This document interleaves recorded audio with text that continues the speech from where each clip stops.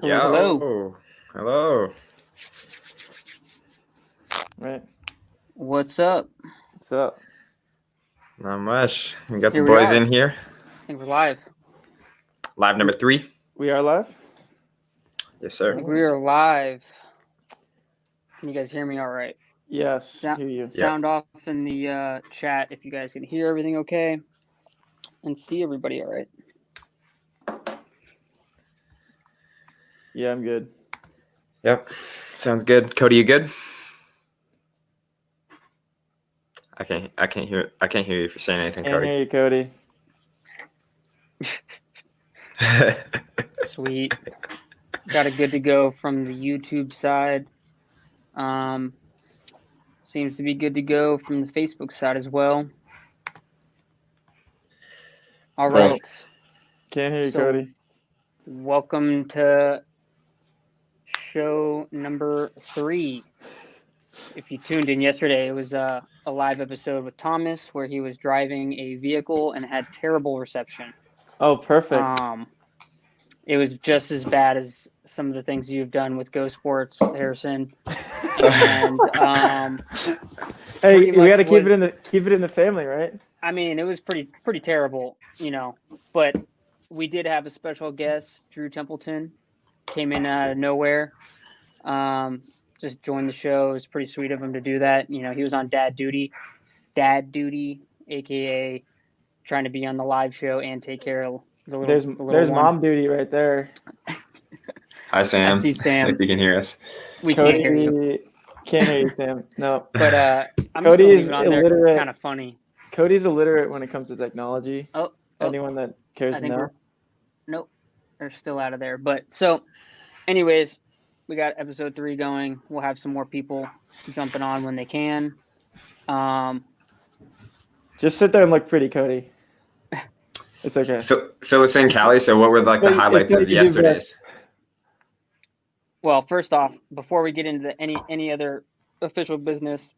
Yes. Cheers. Corona. Cheers. Good seeing you guys. I actually got to open mine. What do I got? I got a stapler. You got a coffee stout over there. Wants to know how to open a beer with a stapler. That's how you do it. Can you do the 2 bottles against each other? Oh yeah. Yep. I'll do that on the next one. Yeah, we got some Gold Goose Island. I got lots of people tuning in here. So basically what I wanted to start off with real quick before we do anything else, I'm going to pull up this graphic here.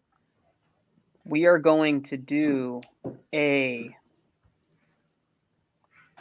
giveaway, which we haven't done before on any of these shows. But really? That's cool. Yeah, we're gonna do a live giveaway. It will be cool. It will be here we go. Sorry, just trying to get this up. We're giving. All right, so we are going to give away a product on today's live show. If we get over to 200 live viewers.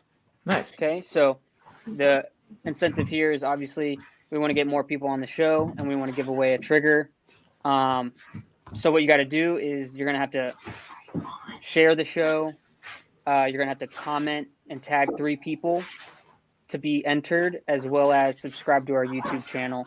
Our YouTube channel is Infamous Paintball if you need to search it. But basically, get in the comments right now, everybody that's watching, tag 3 people. Guys, this is your chance to get a free sweet skeleton trigger. It's really easy. Just tag 3 friends. These things are like $60, so just do it. Or $55. Just pretty easy to do. And if you have a infamous hits too, that means you're even cooler. So you probably just do both. We're not giving one of those away yet, though. We'll see what happens. Well, so what we're gonna do? Yeah, we're gonna have to set the bar real high for that one. But yes, Kylie, you can tag me. Let's get a picture of that on the gram. we can also give away. Yeah, I just asked Callie to send us the file. Send us that file, yeah, so we can put that up. Cool. All right, and then if you don't have a CS2, if you want to get like one of the 1R triggers that we have, we can swap that out for you. But we got to get up to 200 live viewers to give this away. So that's. If you win, we'll make something happen for you. If you don't want this trigger, or if this is I mean, the last time we did this, we had over 100 live viewers, so I think 200 is definitely doable. I mean, we just got to get going. And Harrison said he'll cut his hair if we hit 300. Oh, I will cut a hair. Yes, I will. I'll do this. You'll cut a hair. Maybe I'll cut my hair on live. Is that? We could definitely make that happen. That'd be a great idea. I would totally lie though and just only cut a little bit though. I got to get that. I'll get that over to you guys when I can. Cody, can you get your sound working or what? What's up? Can't hear you. No. Still can't hear you. There's a guy in the chat who said he could hear him on. Some guy said he could hear him, but I'm not sure. Someone else can hear him. Like in the chat, like in the comments. Can anyone else hear Cody Mickowski in the chat? Maybe they could hear Cody Chong. Yeah, I don't know. He just disconnected. It's probably better to that's reset good. Anyways. Reconnect. Yes. Hey, someone wants to hear the story of hype clothing, Kelly. Oh man, that goes way back. I know I'm not shaking my head. That for sure. We'll get into the YouTube and Facebook questions in a little bit once we get things going. I see a lot of nopes and no a lot one of can hear Cody. Yeah. Just reset it. Reset the whole thing. Not you guys. Yep. Cody's resetting. Not you guys. Does anyone have beer out there? What do we got for beer? Huh? I'm rocking. Dave Chong definitely has a beer. Do you have Chong beer? No, it's first of all it's Chang. You should have had Chang. Look who it is. Oh my! There he is. What's up? There you got disconnected. You got to get. You're out. You're out of here. Here. I'm gonna put you in, but I'm gonna mute you because you got to get headphones. The beer man. Because if you don't get headphones, then your audio plays for everybody. And I know you got headphones. Can't hear you. Corona. And a beer. Go get a beer too. There it is. Corona. Guys, this is happy hour with the squad. So someone's got root beer. You're drinking. Curtis has a root beer. Jameson on the rocks. Ryan, that's okay. That's acceptable. Yeah. Let's get pictures too. It doesn't have to be beer, but that's what we're doing. Or that's what some of us are doing. So make sure everybody's getting their comments in, and also share the show, tag 3 friends. Someone's asking us to turn off the giveaway ad. He just want to see us. He wants to see more of us, I guess. More of the hair. More of the hair. Yeah, well, there you go. How jealous, Chang, how jealous we're also right gonna have I'm pretty jealous, bro. We're gonna have a product. We're gonna have a sale today that is only gonna be available during the show. Oh, what? So that's pretty cool too. Oh, let's hear about that. And teach Kylie. So is Kylie drinking? And if you guys are in the chat, she is a full-time teacher now. So is she drinking in the other room? She has to do the homeschooling. No, she's definitely not drinking. She's not partaking in the happy hour right now. Oh, he's got the Bluetooth. The headphones are here. I went non-Bluetooth. I was like, I don't want any malfunctions this time. Now can you hear me? Yes. He's back. There you go. I am not a tech whiz by any means. We know that. Look who else we got? We got a Brett Messer in here. Brett, number 22. He's in the car. We might have to kill him. Yeah, we don't know how long. Get him out of here. You need some Wi-Fi, sir. Anybody driving? Rule. Oh, here we go. Trav, I'm gonna unmute you. There you go. Is the audio all right? Can't hear him. There he is. You're in. Listen, guys, this is our 3rd show, so we're gonna get the hang of this. This is gonna take a little. This is the practice. key. It's not that hard. You just put your headphones in. Buy a wired one. Turn your mic on. You can't screw it up. You just Easy, Chang. I take that personally. I'm sorry. What was the problem, Cody? No idea. You just got to reset sometimes. Yeah, good old master reset does the problem fix. Yes. Hit that reset button. Control the weight. Brett's out. If Brett's in Brett's the car, he's out. All right, so guys, real quick, I'm going to do one more thing. I'm going to put one more thing up on the screen, and then we will just get to chatting and hanging out. But one of the other things that we're doing during the show is a live discount just during the show for anybody watching. So what we're going to do is a 10% off. That's a lot. On the website. Happy hour. What a great code. Happy hour. All caps. Straight to the point. I thought I love that. I thought it should be Corona Extra as the code. Or like Corona is deemed unessential. It's going to be a rare commodity now. Modelo's on the rocks. Modelo's on the rocks. Yeah, I'm out. Have you guys talked about? Go ahead and get them going. I gotta. What'd you say? Go ahead. I don't know. Callie's muted. Did he talk about all the stuff we're doing on this show already? Kind of, but you're a better salesman, so why don't you do that? Give us a recap. I don't know if that's a good thing or a bad thing. Obviously, during the show, we're doing a 10% off thing. So if you use that code, here. I can still hear you. Oh, I saw the little crossed out thing. No, not you, Harrison. Oh, talking smack down there. gotcha. Don't mute me. So 10% off, and we are doing a giveaway at some point during the show. So I don't know if he talked about that yet. I came in late because headphones were missing. Yeah, he did touch on it. So what were the rules one more time? You got to tag 3 people, and you got to be following us on the YouTube page. Is that right? Got to get the shares up. Once the shares hit a certain level, what's the level, Cal? 200. 200. No, not shares. People, live people, 200. This is like a communist thing. Like, we're all in this together. In order to win the trigger, we all have to work together. But only one person wins it. So it's kind of you want to get 200, but you don't want to invite too many people because if it goes over 200, so watch that. I did bring some of the new triggers to show them off. They're pretty cool. Yeah, let's see it. Trav, someone. Oh, okay. Get Callie, get him big. Sure. That one's cool. This guy's cool. Trav, you look great. Someone's jackhammering. It's awesome. Chong, you look great. Oh, focus life.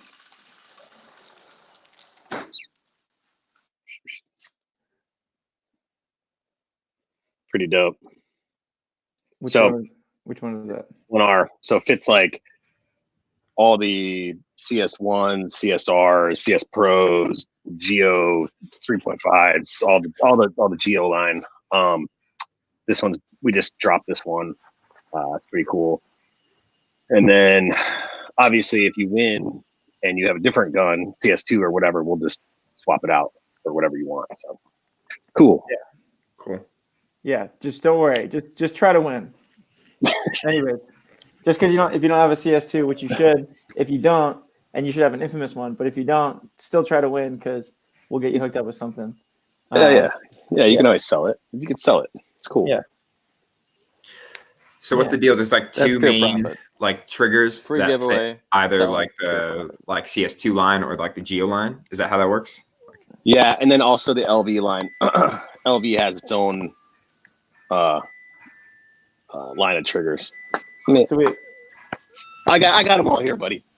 Yeah, I need some explanation for this too, to be honest. Oh, that's weird. I have the same cabinet as Trav. IKEA. If anyone needs some eye candy right now. Oh, dude, did you part swap? No. It's always been all green? Yes, that's been a thing. That's a Kush. You didn't notice I got a haircut? No, I'm kidding. Boom. He's back. Back in it. South Cal. What up?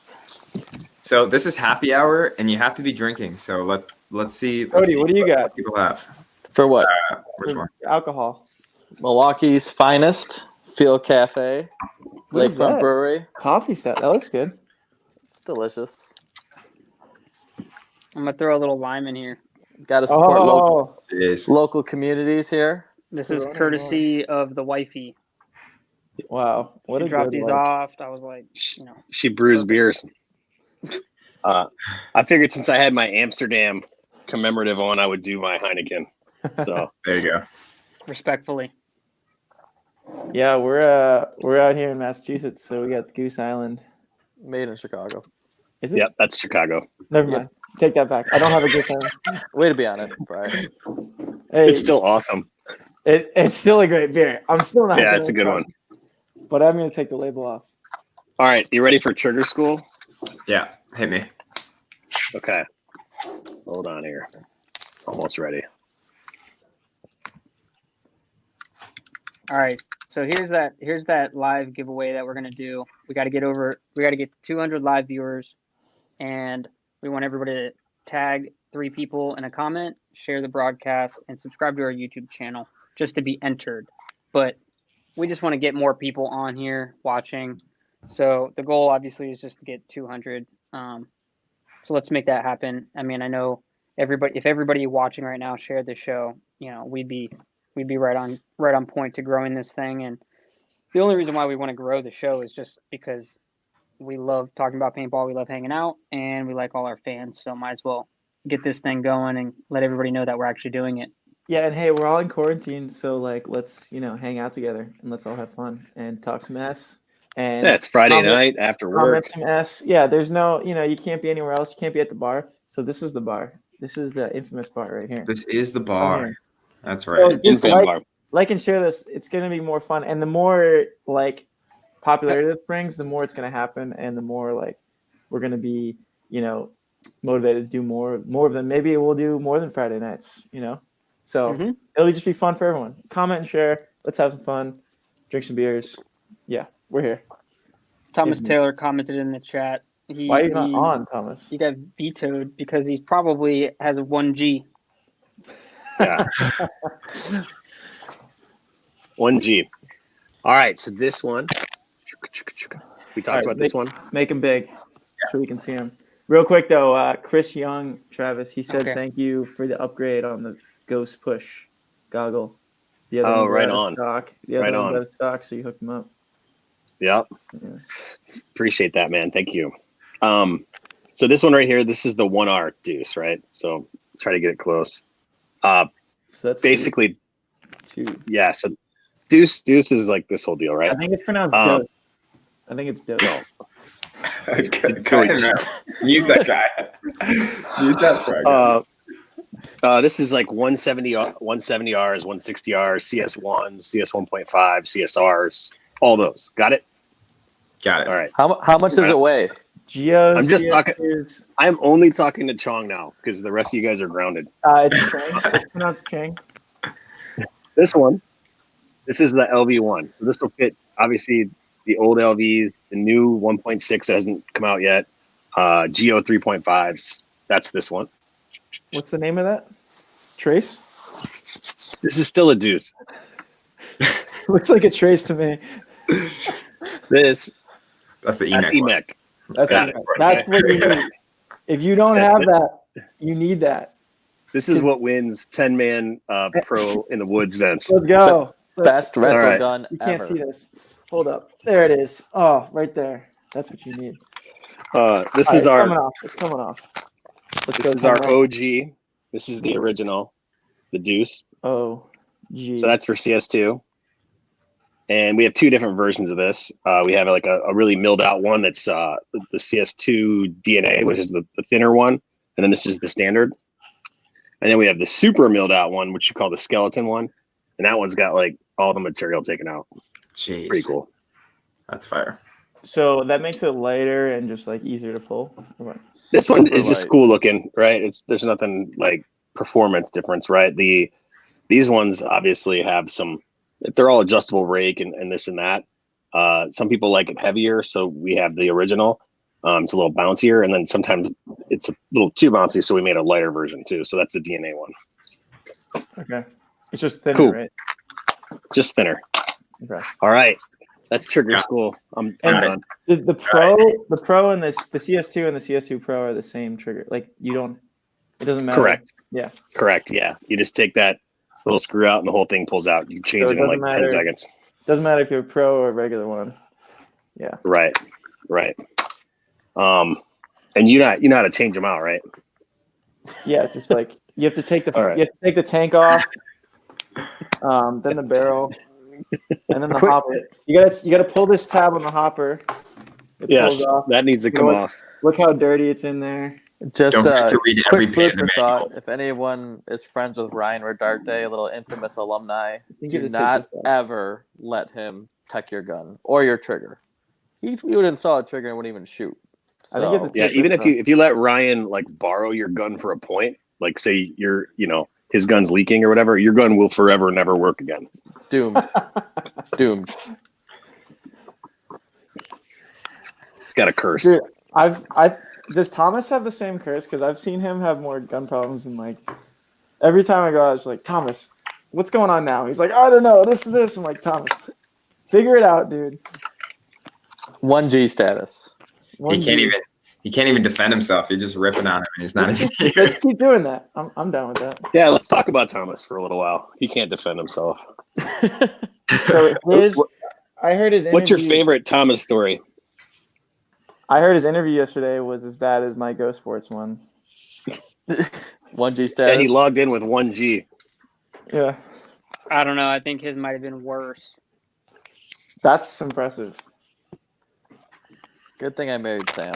Oh my gosh. There's actually I just scrolled down a little bit, guys. Guess what? We have 2 other people in the green room.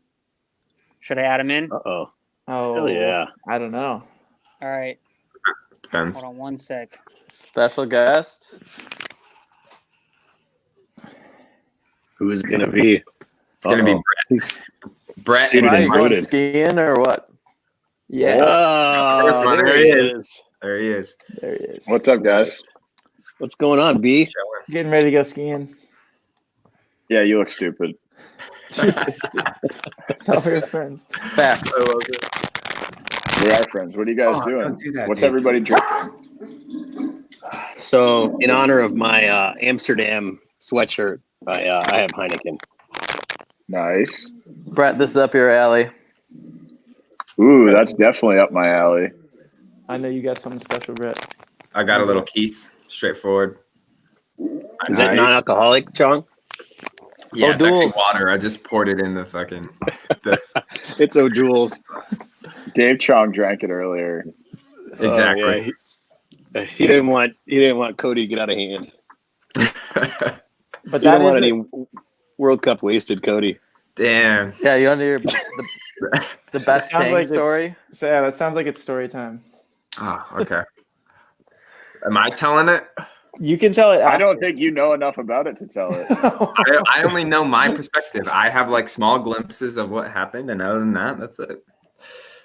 That's All I it. know is when I got to the bar, you guys were talking about this drink that had like smoke coming out of it, and you already had like fired down like 4 of them. That's essentially what happened. And that's it. That's the end of it. That's the end of it. Well, what happened with Chong? Did he end up on the floor? Because I wasn't there. I was on a different team. Oh, Oh, baby. you were on a Explain different team. I Explain could it. give you the short Uh, version. So we lost World Cup, who? and then we decided to go out to dinner at the Kobe Hibachi. It's like an Asian Oh. grill type restaurant. So a we're, good one. That's you know, That's a the good- parties are arriving at different times, and we're all meeting at the bar. And Ryan Rodarte and Cody Chong decided they were going to start sharing scorpion bowls together. So, you know, it's a bunch of alcohol, punch, a little shot of 151 they light on fire in the center. So Cody's slurping those down. We're all trying to enjoy a nice dinner at the hibachi table about a half hour later. And next thing you know, Cody Chong's mom's carrying him out of the men's restroom unconscious. And, you know, he just went from His mom, scorpion bowl at the bar to unconscious in the men's room in, 30, 45 minutes. from your own. Sometimes mom, it hits people harder. Yep, that's pretty much exactly how that went down. from your own And I mom. actually remember some parts in the middle of that. Like I remember going from the bar to like the hibachi table or whatever it's called, like the grill. And we're sipping on our like second one. And then my dad comes over and he like nudges me and he's like, you need to go make yourself throw up. And I'm like, Dad says so, then yep, on my way. So that's what I did. And then not to get graphic, but I started and it didn't stop until I got carried out. And that was it. That was it. Did your mom hold your hair for you? No. She didn't hold your hair for you? But no, I have a good ending. I have a great ending to that story. Let's hear it. So this all went down. We didn't get kicked out. We all get in the rental cars. There's designated drivers, of course, because we're responsible and we get all the way back to the house, which is like 25 minutes away. We get to the house and the phone calls are to start ripping in, and like everyone's, been at it for a while. So everyone's feeling real good. Come to find out, Rodarte's wife has called like everybody's significant other on the team. Yeah, everywhere to finally get through to us. Supposedly we left Dart at Hibachi that night. I heard the reason that he called his wife is because his phone died, and that's the only number he knew. Correct. So he's using the sushi people's like the front desk. He's at the front desk of the sushi people calling his wife. So she's calling everyone to get a hold of us to go back and get him. We're all like super far away and hammered. So we had our 10-man superhero just swing through and just scoop him up. It was dope. Shout out Josh Nevius. Nevius saved the day. So came in clutch. Rodarte was so mad at us for leaving him there, which was his own fault because of how drunk he was. He just kind of disappeared. That the host staff was trying to kick him out of the restaurant because of how much he was screaming at me and swearing at me on the phone. But all right, let's take a vote. I get it. If you get left, that's bad. But if you're the driver of the vehicle, do you guys think that who's responsible here? Like either you came in a car with certain people and you left without certain people, or how does that work? Like, I don't know the rules here, but normally if I come with 4 dudes, I leave with 4 dudes, right? We have a comment coming in from Tiffany Taylor. She was indeed Dart's driver and has confirmed he was nowhere to be found when they were leaving. That's where I was heading with it. I blame Thomas.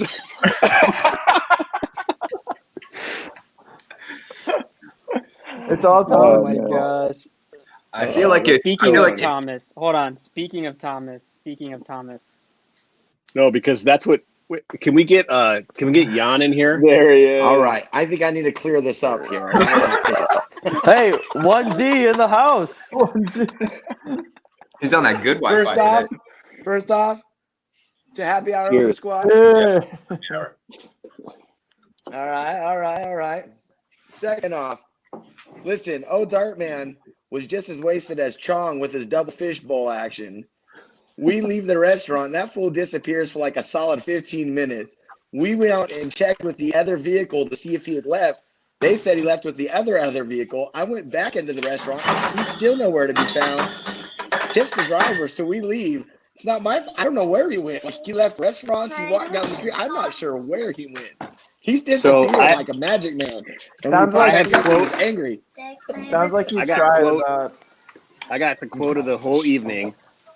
Jan, who speaks decent English, comes in hot and just says, "You bring the dart, you take the dart."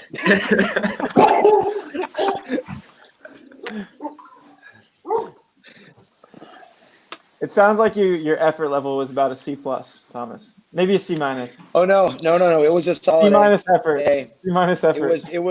It was full send. It was full send. I can't help it if drunk people disappear. All right. We got one puking in the bathroom. The fishbowl boys were a wreck that night. You cannot. The fishbowl boys went down when burning flames of fishbowls. We did. You know what I'm saying? One's puking in the bathroom, getting carried out by his mother. The other one gets lost and then mad at everybody. That's not my responsibility. Yo, I send out like reaching hands. I send water. That's all I could do. You know, everybody lived. We good. Oh, that's great. That's Thomas. great. I like Tiff's comments. Tiff's coming in hot right now. Yeah. Left the dart, but Thomas said he was with someone else. Your wife's ratting you out, He's Thomas. throwing you under the bus. Taking the dart, you leave with the dart. Yeah, no, we went and found. No, I told you that we went and found one of the other vehicles, right? Because the other two of the vehicles left. We went and found the third vehicle because we waited in the restaurant forever, thinking he was in the bathroom. I went and checked the bathroom. He's not in there, right? So then we go outside. We catch the last vehicle. They said, "Oh, he must have already left." I still went back inside and checked one more time. I don't know where. I literally don't know where he was. You know what? He's so drunk, he doesn't even know where he was.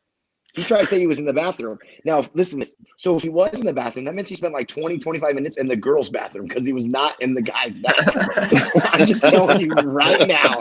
I checked it.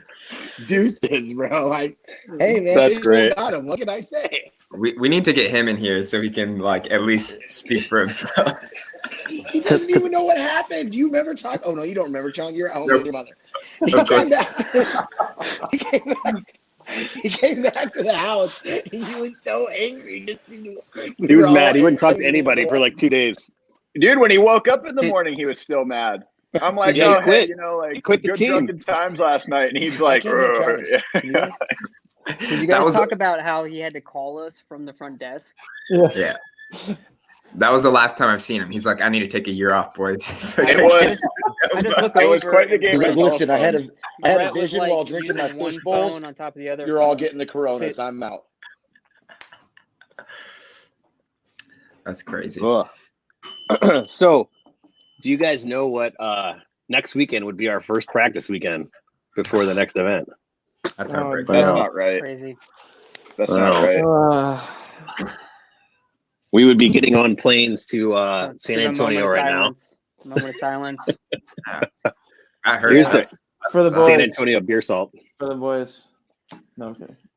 Pour that on your laptop, Frye. Something About about the California, I had to go pick some random thing.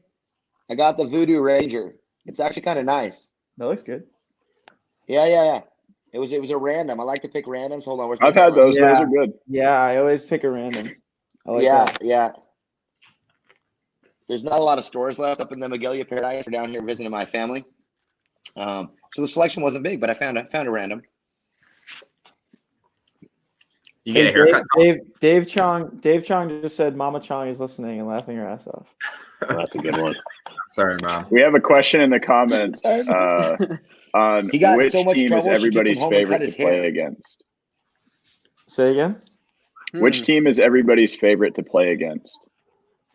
right here? I said Chong got in so much trouble. His mom took him home and cut his hair.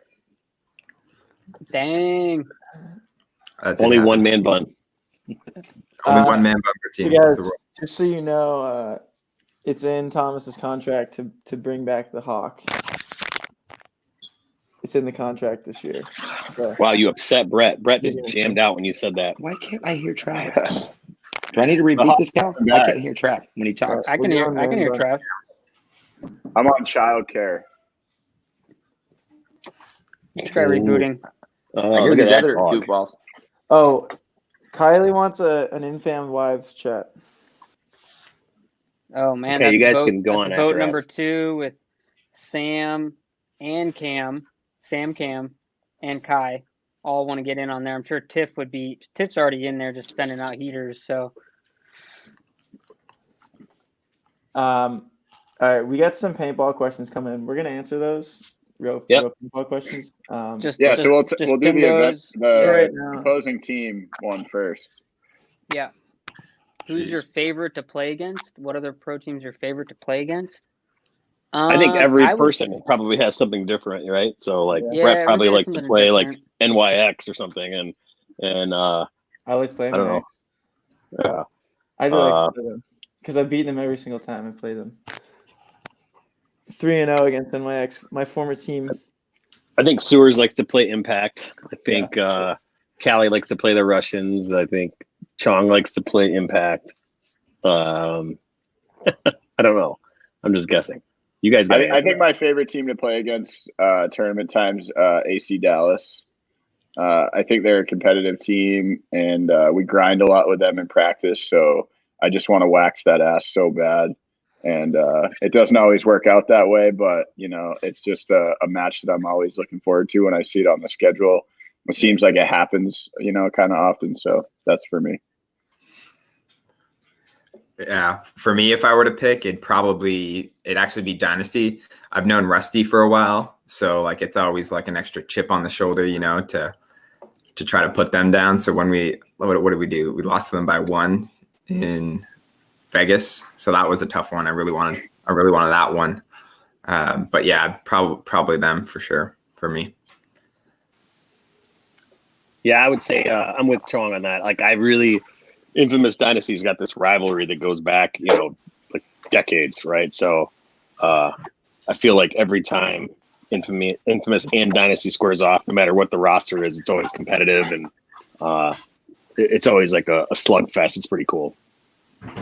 Yeah, I'll have to piggyback off of that for sure. I mean, when I think back at some of the crazy matches that we've had, Dynasty's always up there. Like, usually it's always a competitive match. They always have, top tier talent. They get to play all year long with the gorgeous California weather. It's always a bloodbath when you get to the event. And, even last event in Vegas, it was a back and forth match, penalties here and there. I'll still never forget the Oliver diving through the air, hanging the flag on us in Texas that one year. We would have had 4 Texas wins, I feel like, if that didn't happen. But it was a crazy match, and even if you go look on YouTube, the infamous Dynasty games always are at the top for sure. My team is definitely Russians. When we match up against the Russians and play against them, they're a team that always gives us a different look. And if we adapt faster than they do, we always come out on top. But they always throw something at us we've never seen before, and they're always ballers. Yeah, our game plans seem to line up well against them. It seems like we give them a better game than a lot of teams do. Street ball. I was gonna say Dynasty as well, but to change the answer, I like playing X Factor because we're teammates on the 10-man field, and they're really, really good players, and just shooting them is sweet because they're good players, and they give us a good match. There they were. It's funny with X Factor because like we play 10-man together, we're boys, but the second we go into X-ball mode, we're like motherfucking each other instantly. Yeah. But then it's all love as soon as we get back off the field. So it's a fun relationship we have with them. Yeah. Thomas, favorite opponent, Pro Division? Oh, man. Oh, that is a good one. And I don't know if I have like a true favorite. I mean, if we're just who we like to play the most, or who gives us the best battle, or what's the premise of the question? Sorry, I did whatever you want, baby. Who's the best paintball to play against? The best quality paintball.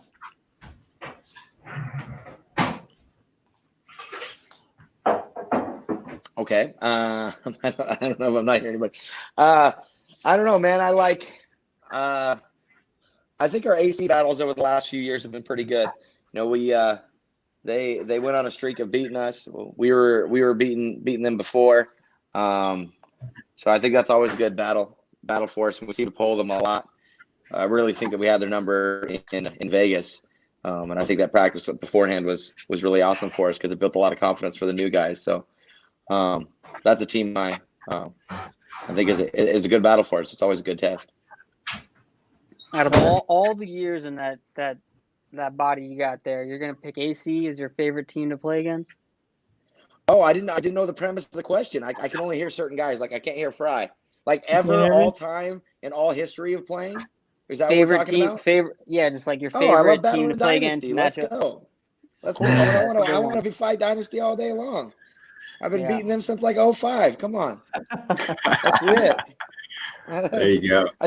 I started to knock them off their pedestal. Let's go. Come on. You know I love that battle. Yeah. And honestly, it's always a good battle, and someone's always angry at the end of it because someone always cheated someone, right? First tournament I played with pretty much with happened. Infamous, I shot Ryan Greenspan in the back of the head, And he played the whole time. I don't think we talked for like 2 events. Frage had to like be like, "Yo, so are we cool?" I'm like, "Bro, you just like." I mean, they even had a slow mo like blow up off the back of his dome. He just freaking cheated the piss out of me. That we was would have the gone on to one. finals there. Yeah, that was the one where, when you're flying down the field, you only have like 30 seconds to get a point. So everybody's just flying down the field and you're just murdering the other team, but they're taking forever to get out of their bunkers. Yeah. He got blasted in the back of the head. Thomas, instead of going around, like all the way around behind him, just shooting him the whole way, he decided to cut like inside of him. And he just kind of like did one of the like, am I out? Am I out? And none of the refs were like ripping him off the field. So he just pulled his gun back down, shot a few more balls at Thomas, and then was like, "Oh, I'm out of here," And bro, he almost caught a beat down that day. Off the field beat down. It was so close. It took everything. My family telling me, my dad on the sidelines, like, "Don't do it, Thomas. Don't do it. This is not what you want." I'm like, "This is definitely what I want. I think this is what I want. Yeah, I'm gonna whoop him. I'm not showing what real men do, you scumbag." I didn't do it though. My kids, my dad and my kids were there. Boy, because I shot him right in the back of the head. It wasn't like I didn't shoot him, and then I'm in the 50 snake. I wrap around, shoot him in the head. There's only one dude left. It's just Oliver. I'm like, I'm gonna run down, shoot him, paint the flag. We're going on to finals. They end up going to finals and losing. So some BS anyways. They didn't even win the tournament. Dummies. Man, I was so mad. I got a funny Thomas Dynasty story. It was one of my first events on Infamous, and I think it was like Nashville, and they're yelling at us. It's a pretty good battle. We're up to like 15 total points, and they're yelling, "Hey, those Infamous guys are tired. They got like 15 kids and stuff." And we're, of course, dad team over here. Oliver screaming from the pit, and Thomas just keeps going down their snake every point over and over and over. Dude, I remember and we waxed this. them. Kept pumping them up. Yeah. I went right remember to the this. afterward. I said, "Yeah, the old man with 4 kids still tired, huh? Shoot." We couldn't get the mercy. We were close, but it was, I think, 10-4 was the final? Yeah, Oliver's all yelling, "Look at guys, Thomas is tired. Thomas and all his kids are tired." I'm like, "Yo, oh, I love you, bro, but stop licking the frogs, dog. I'm coming to your snake." It was one of the ones where it's like walking off the field with like multiple hits, like looking through the bottom part, and he was like, "We got him right where we want him." I'm like, what is going on right now? That's all true stories. Did I miss something? I don't know I've if been it's in heat your 50 snake exhaustion or every what. game. Hey, there's one but thing it's always I good. learned. Honestly, I mean, I hope most of it's in love, right? Like, I hope there's really no animosity between, Dynasty and us or Dynasty and myself. Like, dude, I mean, I respect all those dudes. I've been battling against them for better part of 15 years, 16 years. I mean, maybe even longer. I don't even know. A lot of those dudes have been on that team for the same amount of time. So, but yeah, I mean, if there's a team we're going to battle, we're going to go against, it's going to get chippy. It's going to get mouthy. They're going to cheat us. Mm-hmm. We're going to cheat them. It's guaranteed. No one wants to leave that field having to look at the other team thinking, "Oh man, they beat us," because you gotta wear that weight till the next time we play. So, yeah. Sorry, I missed the actual question. The original question. My answer wasn't well enough. Yeah, I knew that wasn't. That wasn't your final answer. I just didn't hear the question, but I definitely agree. Like, there's always a little, something happens during that match that always kind of, rubs somebody the wrong way, whether, it's in the prelims or later on in the tournament. But I agree. Those guys have been playing for a long time. We've been battling against them for a long time, and you got to have respect, for the dudes that have been doing it at that high level for such a long time. And I feel like even if we're not having a good year or they're not having a good year, that match is still going to be a fun one to watch for the fans. And that's kind of like what it's all about, is giving the fans a good show and something fun to watch. That's something quickly I learned definitely. when entering the pro division, right, is you really don't talk shit until the game's over, right? So Oliver talking shit to you, in the middle of the game, that just fires you up more, right?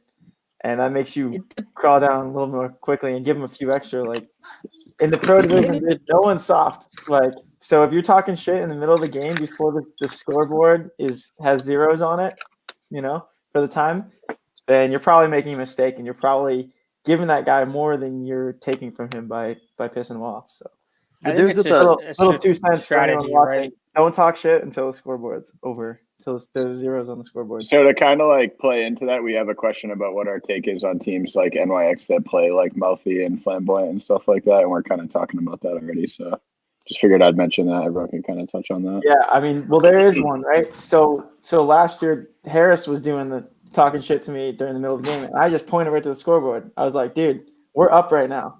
Like, come get us. Like, I didn't say anything. I just gave him the look at the scoreboard because that's what it is. I mean, I have no problem with teams acting that way. Like sometimes it's funny, sometimes it's annoying.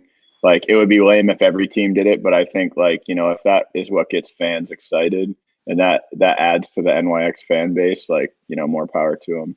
No, and that kind of is where their power is, right? Like Harris is and some of those dudes are super like overly confident individuals just in life, and it is what it is. And it's gonna work for some people sometimes in the pro division a little bit, like to some degree, but like a few more years of that, no one's even it's not gonna phase anyone. Like people are gonna get used to it, especially like other teams, and it's gonna be worse than it is gonna help. I'm sure it's helped them in the past, especially right in the beginning, like the first year or whatever.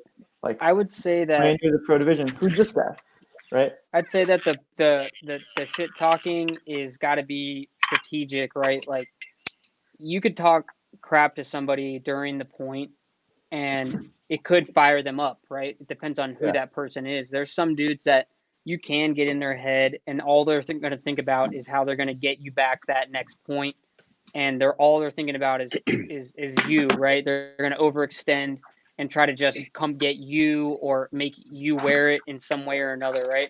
There's certain guys that you can do that to. I know there's certain guys that I've had little like little one-on-one kind of talks with that is just like that it's going to happen during that match, and just depends on who can get that little edge, right? But there's also guys like Oliver talking during that match, talking to us was kind of like it only fired us up, but at the same point, like you have to have a strategy behind it. And we recently just saw that video of Meter dusting the ground right in front of the NYX dude, and then he just instinctively picks his gun up and shoots back at Meter and gets a major penalty because he was eliminated. You can't shoot your gun, right? So I love that on that Meter's right part. there to me, and I even like commented on it. I was like, Meter's out there playing chess, not checkers, right? So it's just you got to have a motive behind it. Where's that video? Ghostworks. NXO is sharing it heavily. It's on the interwebs. Yeah, it's out there. Coach. Yeah, no, definitely. Like you said, I mean, Meter's playing the mind game, and they're just reacting. In professional sports, that's exactly what people are trying to do, is get into somebody's head. And Meter was successful there, and I think that's a perfect example of what kind of we're talking about, where it can be productive on the playing side and not just for entertainment. Coach Travis Lemanski gave us the green light to shoot Drew Templeton when he was on Aftershock, and we made sure to pump him up a little bit. Infamous alumni, ex-roommate, That's what happens when you're a traitor, Yeah. Fortunately, he saw the light and came back. Mm-hmm. So I know he's still got to try out for the ICC team, so we'll see what happens with that. Hey, are you talking about the time we played Drew, that same event that Dynasty was talking trash to us and we beat him like almost first year ruled him? It could have been. Yeah, sounds good to me. And we just worked. We were shocked so bad. Drew was just like, "What did I do this for?" Like I remember shaking hands. He's just like, "Hey, yeah, you guys messed it up." So I think we mercy rolled him or something. It was a beat down. He knew to come back next season. There was a question in the chat that it's just really funny, and I kind of want to point it out just because I found this clip today when I was just getting ready for this, and it says, "Any of you guys missed the penalty boxes? If you think it was much fun to play and also to watch." So I got a little clip here that I'm gonna pull up in a second. Here's the live stream thing, guys. Like if we get 200 live viewers, we'll give away a product. Share that stuff. Yep, share free stuff. The least you can do is hit that share button. Make it happen. How many viewers do we at right now, Cal? I can't see it. I share it to my page, but We're I can't. If I up switch to over, 60. We're up. The highest we had was 77. of You course guys you got do. some work to I mean, do. shoot. Penalty boxes were definitely interesting. I never played it in pro, but both Harrison and myself played with them in the AXBL back in 2008, 2009, and when we were doing full X ball matches. I mean, it's kind of crazy. Like, if you get a minor penalty in a game, you might come back into that same point potentially. It's really cool. Coming into in the middle of the point is really cool. I don't necessarily, and I just remember like, shoot the box. Like, I don't necessarily want it to come back, but I certainly think it was like a cool part of paintball, and it probably was spectator friendly. And sometimes it was a good thing. Like sometimes it would screw the other team. Do you guys remember that? What was the girl that played with Vipers? And she played with Vicious. I think she was from like Hawaii. Do you remember that? Oh, girl? that was Benini. Anyway, she got to play like a couple, like one pro event, and she got a penalty. She went into the penalty box, and then the time ran out. She was playing with Vicious, and we're all sitting there just like pointing our guns, expecting her just to step out. She steps out shooting, so she gets shot like, I don't know, like 150 times. Keep shooting, got another major, got put right back into the penalty box. I ain't never seen someone get shot so many times and get double majors. And that's coming from a guy that's got a lot of majors. You know what I'm saying? Only person I know that's done something like that was Zach Wake. Major Wake. He got a major, came out, got a major, went right back in. Major Wake. Major Wake was his nickname. He came out getting roasted, just pulled his gun up and shot again, and you're just like, what are you doing? All right, well, dude, here's this little clip. It's short and sweet. Why is my name on this? Is that Trav?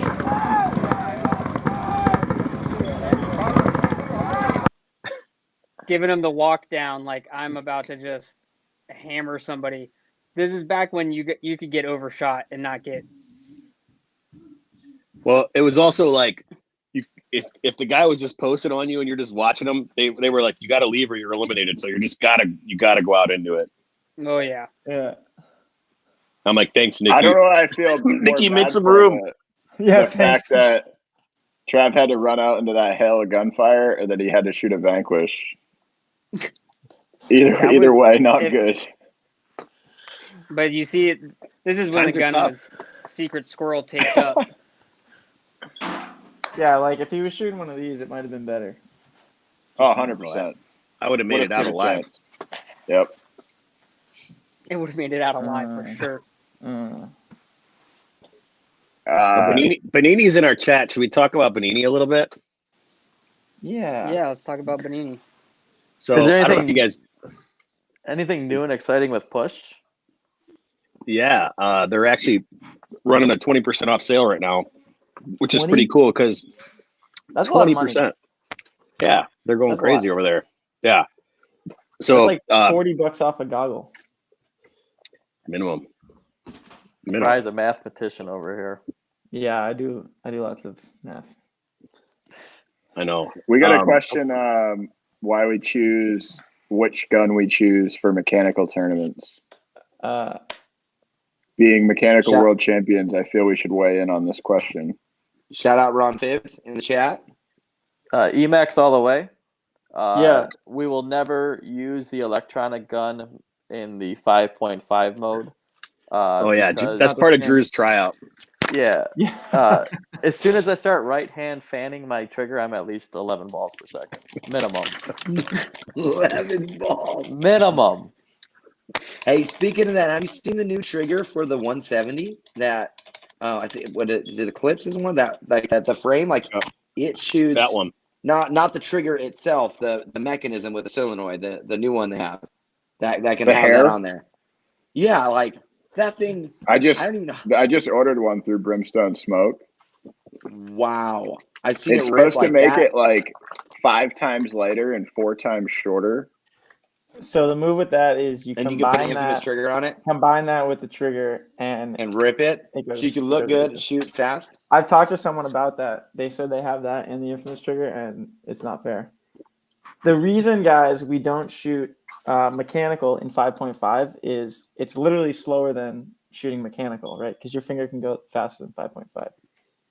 The other reason is when it's ramping at a consistent 5.5, you're not really like picking which ball is coming out, right? Like you're not like shooting and a ball comes out. You're kind of pulling and it's coming out basically at random times because it's at the ramp, if that makes sense.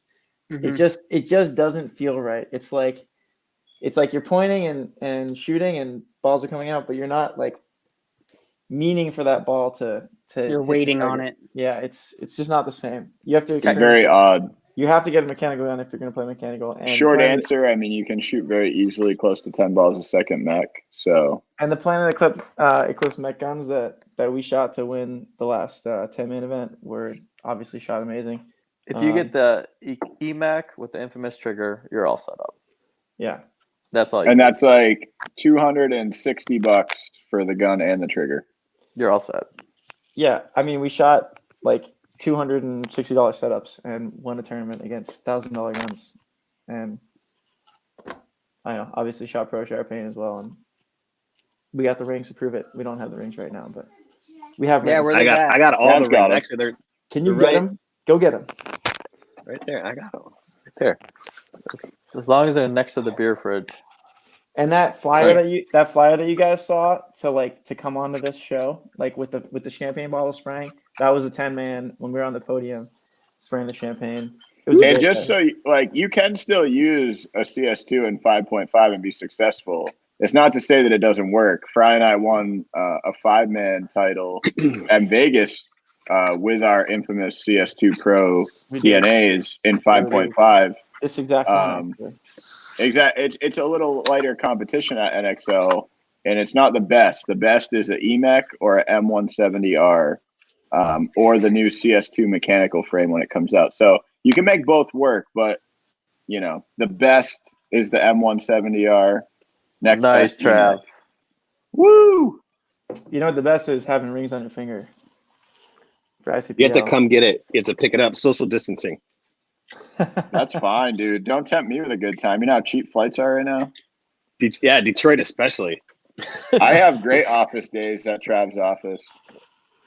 Yeah. That's my bedroom. That's behind by the way. curtain. Behind the curtain is where Brett hangs.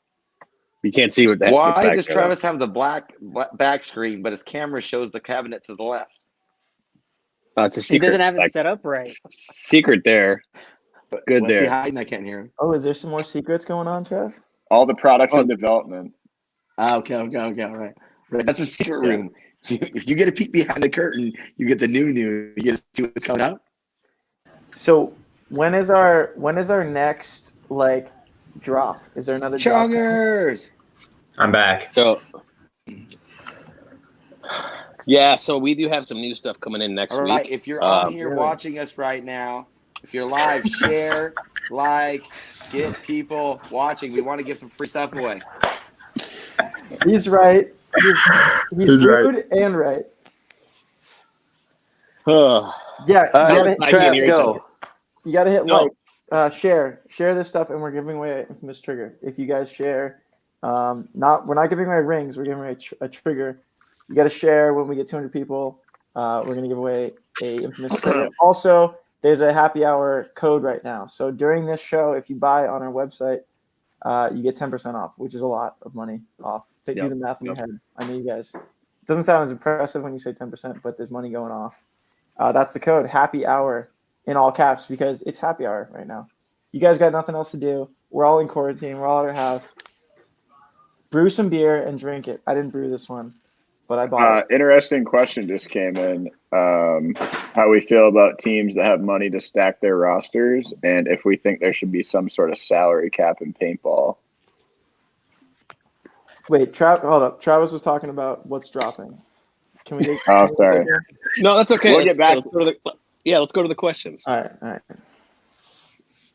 I'll give my hot take. I don't think salaries are at the point that we need a cap. If we needed one, it would maybe be a $500,000 or $1 million per team, and no teams are spending that right now. So that's my quick take on a salary cap. And in terms of teams buying, like top players, whatever team you want to point the finger at. Like at the end of the day, like you just got to play better, and that's it. Like it's just one thing that would that everybody has to deal with in the league. And if you're gonna like be like, oh, we can't beat them, like look at the Ironmen. They just won a tournament where no one expected them to. Like you just got to play better. Yep, just got to keep the grind on. Yeah. Yep. Because that's how those players are there, right? It's not like they're like any different. Like they're just like people who have put in the work in the tournament. Funny thing about the Ironman win that they got, because I did a little article on them. Only 2 people on their active roster had previously won a tournament: Sloviak and A-Rod. Everybody else has had no, like that's their first win or even getting close to winning. And they basically got rid of all their big money dudes, right? So I don't think that the salary cap is really like to the point, or a salary in general for professional paintball players would be nice. I don't think there needs to be a cap. You know what I mean? Like the teams that are paying dudes, I mean, that's their prerogative. Like, if you want to play on a team where you might not necessarily get along with everybody, but you make a little bit of money, that's fine. But like, I'd rather play on a team and spend all this time with people that I actually want to play with. Yeah. Hey, that's Nick's sister. That is Nick's sister. Paintball royalty. Can we hear that story? Yes. Which story? That's a Which good story. That's a That's a great good story. That's a great story. Right. Are we going? Everybody's into this? pointing the Who wrong wants way. to Are we hear the really story? doing? We're doing this story. Yeah, do the story. Yeah, let's hear it. Sure. Everyone So 12, 13 years ago, Nick and I were playing on Chicago Aftershock together, and playing a couple different leagues, traveling around, and the CXBL. We went up there and played there, and I drove down to the Nick Sloviak family home, and hopped in, and Nick's like, "Hey, my girlfriend's taking us to the airport." I'm like, "All right, cool." So we hopped in the old Astro van, and The money van. Nick's girlfriend comes out, and then another girl comes out. I'm like, "Oh, what's your name?" Long story short, we got to meet for the first time then back in 2008, I believe. It was like 2005. Nope. Know your facts, babe. No, it was way earlier I than trust the that. girl. I trust the girl in this situation. It was 2008. Okay, whatever. And then, the rest is history, really. Many little family picnics and stuff later, and now we're married with 3 kids. So. Oh wow. That was totally the PG version. Yes. Happy ending. Happy ending. Can we hear the non-PG version? Are we getting the not PG version from Yeah. Tom? Or is Sam, give him more beer. Then we'll get the non-PG Let's version. hear the mom side. Let's hear the mom Yeah, side. all right, let's hear the... Shout out to Nick's mom. Nick's mom's watching. The Yep. non-PG version. perfect? Hi, Mom. Hi, Dad. Earmuffs. Well, I mean, there was a lot of in between, but Yeah. there, What do you mean by in between? So let me just tell you, date I'll teammate sisters. I'll just put it this way. Cody put his name in my phone as cute guy Cody, and then the rest is history. That one never Aw. I agree with that. So we can just keep calling him cute guy Cody now. Cute guy Cody. I'll take it. All I'm right, have changing fun, his boys. name in my phone right now. Perfect. Changing. There'll be more Cody- stories later. Cody McCute guy. Cody, cute guy Cody Mickowski. Cody McCute. McCutie. McCukie. My parents say no. Have fun. Cheers. She's like, I'm out. And I'm out. And I'm out. That was cute. That was cute. It is pretty crazy to know that, like, she is related to another professional paintball player That's who's cool. been playing at a high level for a long time. The whole family's been in sport. You see the Sloviaks at the field. They're at all the events. It's pretty cool. So and it is really cool. Like we talk about MFAM as a team. You know, I'm sure if anyone's been to a national event, they've seen all of our kids running around and stuff like that. The Chicago event, you know, all the parents are there, and then now the Florida event because Nick and Michelle live in Florida. You know, we make a little family reunion out of it. Yep.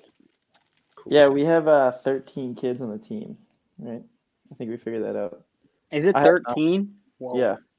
So it's 0, 0, 0, 0, and then 4. Wait, 4, 2, 2, 4, 3 right here.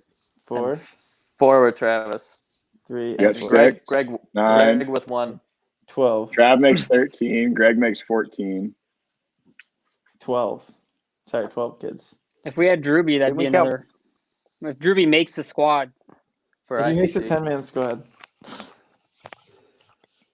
we have more kids than players. So does that mean does Lasoya's kids count? Yeah. Yeah, we have 14 kids on the team. Your math is shit. You can't count Lasoya's.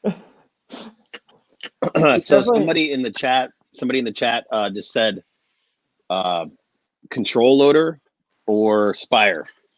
So you guys have had some time with both. What do you guys think? Honestly, from an internal perspective, I think they're almost the same, like identical. So first of all, the Spire up until this year. So last year, the Spire was hands down the best loader on the market. Like you could not even touch it with another loader. It was also the most expensive, I think, on the market, but for good reason. It was literally the best loader on the market. You've seen pictures of every other single loader like popping open and exploding. Spire, best loader in the market. Now they've got the Control, which is almost identically the same internal wise. It's just a different shell, and it's a smaller shell. It's a smaller profile. This is the 280. I think it holds the same balls. Did we do this, Thomas? Did we do the test? No, it's a few less. Like this is probably. Oh, this is obviously the 280. That's a big one. That's a big one. Yeah, this is the big dog. But this holds. The Control looks small, but it holds plenty. It holds 200 rounds. It holds enough. Yeah. And there's like some design updates. It's really personal preference. I mean, like Frye said, the technology in the tray is pretty much identical, which is really the key part. The tray magnets out very easily. There is like a level sensor in the back of it, so it may be really good for new players where if you hold your gun and you're looking at the lights on the back, they have it set up so it shows that you're perfectly level when you're shooting from the back center of one side of the field to one of the corners on the other side of the field. Exactly. So they've added some tech to it, and the weight distribution of the hopper is a little different too, because the shell is different shape. The weight sits a little differently on your gun, so there's definitely some personal preference that comes into play.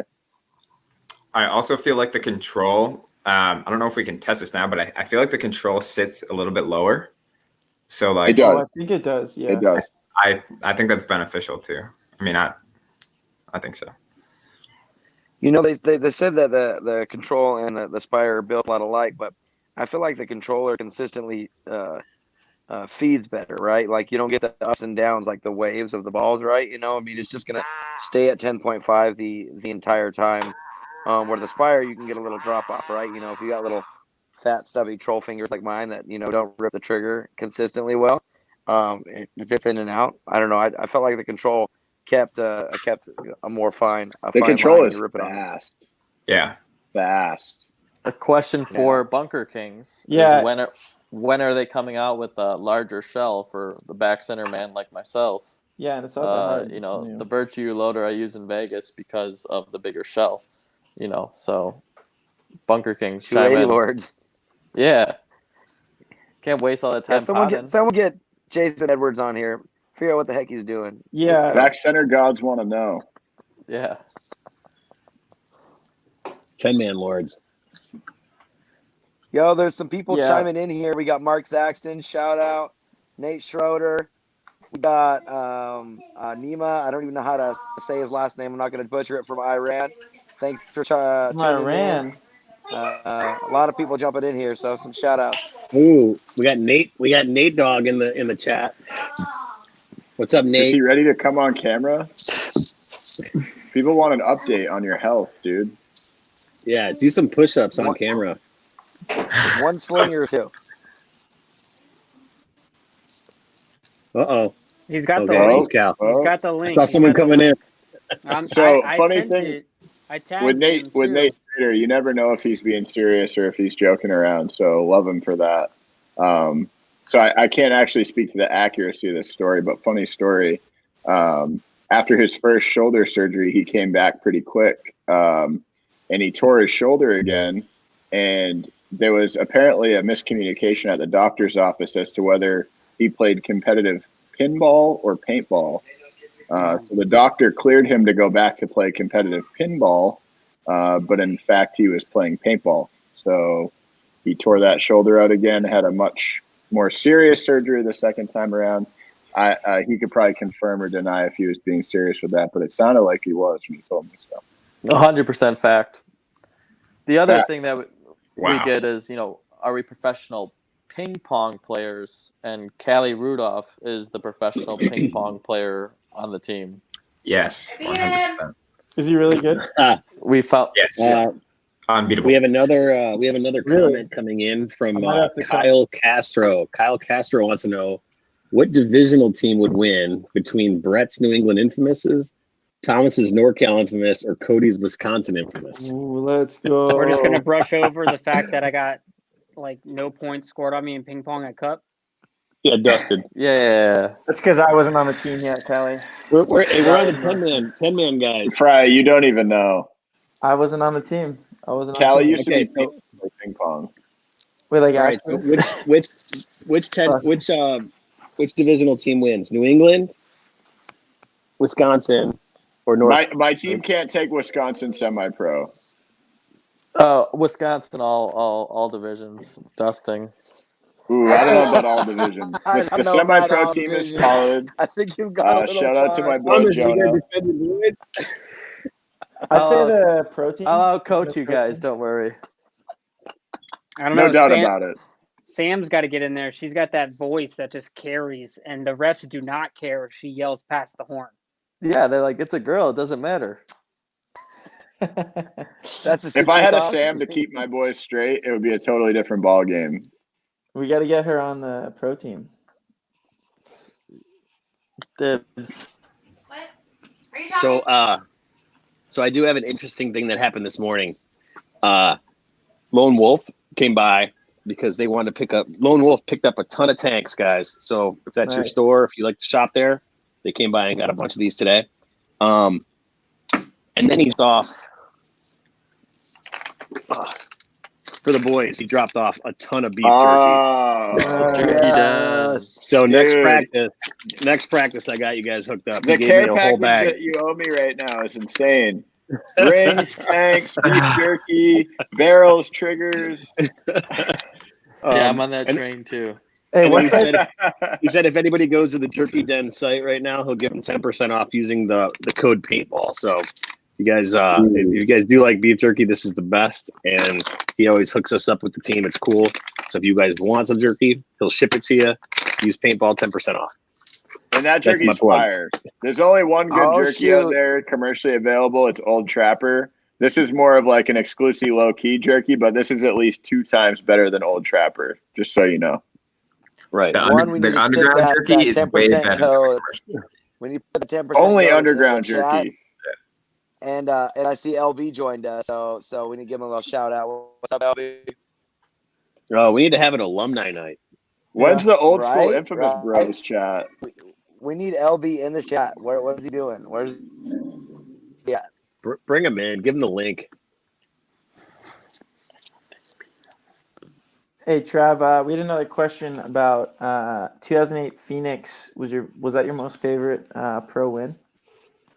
That was a good one, but I don't think it was my favorite. To be honest, what was my heart's in 10-man. So any 10-man, anything I've ever won. Doesn't matter if it's ICPL or back when that was the league. Like I just love the the old school style of paintball with 10-on-10 dudes, and that's what the NPPL was, and that's how it kind of goes. When it went into X-Ball, of course I loved it. I love all kinds of paintball, but I still think that like the old school 10-man battles were just epic. And, you know, when you had your 10-man tribe, that was like your little war party, and you went, and it's just a lot of people, and it's just a lot going on. So that's still my favorite style of paintball, not to take anything away from anything else, but I would say it's probably one of those wins. When's LB coming to play 10-man with us? So supposedly Yeah, LB's coming. He said he's coming to ICC, but you know, I've heard that before, so we'll see.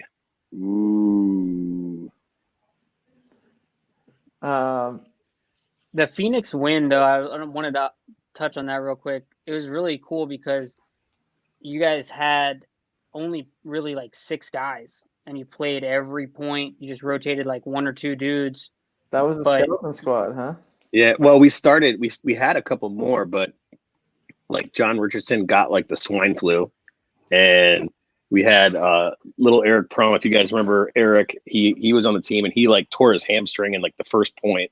So we only had, I think, 5 or 6 dudes. We had 6 dudes and left, and we had to play, I don't know, 56 straight points. We would sub out like a snake guy every once in a while. And we'd sub out like a Dorito 1 guy every once in a while, because those are the guys that are kind of running. And then me and LB and Taco played every point. It was crazy. What was the full squad on that? It was me and Glenn and LB were the 3 center dudes, and then our guys that were actually healthy was Rusty or little Gino Benedicto would be our Dorito guys, and then Shane Howe or Arnold the Assassin was our snake dudes. Arnold who? Francisco. Yeah, he was the old OG Oakland Assassin. Okay. Harrison's like, who's the Assassins? No, Who's this? Well, not everyone else, and I don't either. So. No, Oakland Assassins were like a dominant team when X-Ball first started. It was like one of the original. Yep. Well, one of the original teams. And fun fact, we were actually Oakland infamous Assassins combination. Yeah, for like at the very beginning. Yeah, it's true. So how did Infamous start? First Infamous jersey I have says Oakland on it. How did Infamous start, Travis? Infamous started. So God, this is such a long story. I don't know if the internet's ready for this story. We need it. We were Elevator version. Yeah. Okay. Quick version. Avalanche. Avalanche was the most dominant 10-man team at the time. This is pre-dynasty, pre-everything. And you know, we were going along and we're winning Millennium 7-mans in Europe, all kinds of 10-mans. You know, back then there was only a handful of teams that had ever even won a 10-man pro, which, you know, your standard issue like Aftershock, All-Americans, Ironman, Avalanche, and maybe somebody else. You know, it was really like a very small group. And then, Image. And then, so then someone had this idea of, hey, we should, you know, paintball was sweet. It was growing, it was exploding. You know, 10-man was cool. We had this really kind of counterculture skate vibe going on, but with guns. And then all of a sudden, someone was like, "Oh, we should make it like hockey, and we should have penalty boxes, and we should have matches, and do points, and do this and that." And that was the original NXL and the start of X-Ball. So they were smart about it, and they tried to convince like all the pro teams to go join this thing. So all the pro teams go ahead and leave current NPPL 10-man pro status to go play in this new hyped up NXL league, which was only hyped up because they were promising these players, hey, there's TV, there's money in the future for you, there's this and that. So literally everybody leaves this sport that we built, the core beauty of paintball, to go do this new style paintball. And is it great? Of course, any type of paintball is great, but it's not what it was. But long story short, there was a big split in the leagues. The current NPPL turned into be like a 7-man league. They went from like 10-man pro to 7-man pro because they had thought the answer was less people. It's easier to field teams. It's easier to do all this stuff. And then you have the NXL league. So this is the fastest version I can give. So you have these two leagues. And Dynasty was one of the only core pro teams that stayed in the other league. You had Dynasty, you had Excessive, maybe Naughty Dogs, Tauntauns. That's about it. Every other pro team in existence went and played this NXL league, but we were trapped. We were in this like TV contract. So supposedly, we're playing for this captive audience, and no one ever saw us play. But you've now captured 90% of the pro players in the whole world, playing in a league that no one can watch, not playing for any money. You're just playing for the like love of the game or whatever. We blew up X-Ball. You did all this stuff. But if we left or we did anything else, we were basically never allowed back to the NXL or this league. So, they're holding this over your head. Well, are you going to be like TV famous one day, or is TV, is this going to grow or do something? So long story short, we had it with just watching Dynasty just clobber everybody in 7-man. And it was like 25 grand, 35 grand, like every event, they were just smoking teams down. And we knew we were good, and we were good when we left 10-man. So we were like, oh, let's just do it. So we talked to our sponsors. Our sponsors were like, no, you can't go. Yes, you can go. Whatever. We had a team vote. We decided to go play Tampa. Obviously, we were playing under the name Miami Effect at this point, which is just some random name that someone made up because none of us were from Miami. And the Effect thing, I don't even know. It just was like some team. It was weird. We went to Tampa. We made up a team name. We called it Infamous. We didn't have jerseys. We literally spray painted blank jerseys, which is why our logo is, a stencil spray paint, because that's how we made it with a paint box. And we went in and we won the first event, and then we went to the next one and we won the next one. And, it was a great thing. And that's how Infamous was born. And of course we were kicked out of the NXL. There it is. That's the OG. Mount Rushmore. Boom. You see the Tiger King, Chris Lasoya there, second in on the top. Epic. Check out the back. Ooh, baby. That's LB wearing Lifestyle. I remember buying that magazine when I was like 13 and like had a Titman or something. And now I'm playing for classic. Infamous. There you go. Oh yeah. All right. Sorry, that was such a long story. I've pretty much killed the chat. Okay. I think everyone enjoyed that. I did. If you didn't enjoy that, tell us. But What did we miss? What did we miss? All right. Yeah, Greg is in the chat. He says, old player question. Anyone remember Brandon? Yes, he was actually on that cover that Callie just held up. He was in the corner there. He did play for Infamous. Lambo. Yep. Blonde Bomber. B Lamb. With the glasses? Yeah. No, that guy. No, glasses was Gator. That's Rusty's brother Gator here. Glaze. Can you go through the whole thing? Gator, Lasoya, Lamberson, Cody Taylor. Yeah. Posey, LB, got Rusty, JR, Andy Copcock, and Trav. Nice. Andy was out there playing 10-man, killing it. How long have you had that magazine, Cal? I don't know, since it came out. When was that? Did you buy it off the shelf then, or like how did you get that in your hands, or did you buy it after the fact? So I kind of had a stack of magazines that I found from I don't know how long ago. Yeah. I think my mom actually had them at her house, and she's like, "Do you want these? They're just taking up space." I'm like, "Yes, send those immediately." But like, I feel like I have that. It's just like little paintball history for sure. I feel like I have that in my closet. I got a stack of magazines. Yeah, I was flipping through some old ones. So yeah. Look at that. We gotta get him on.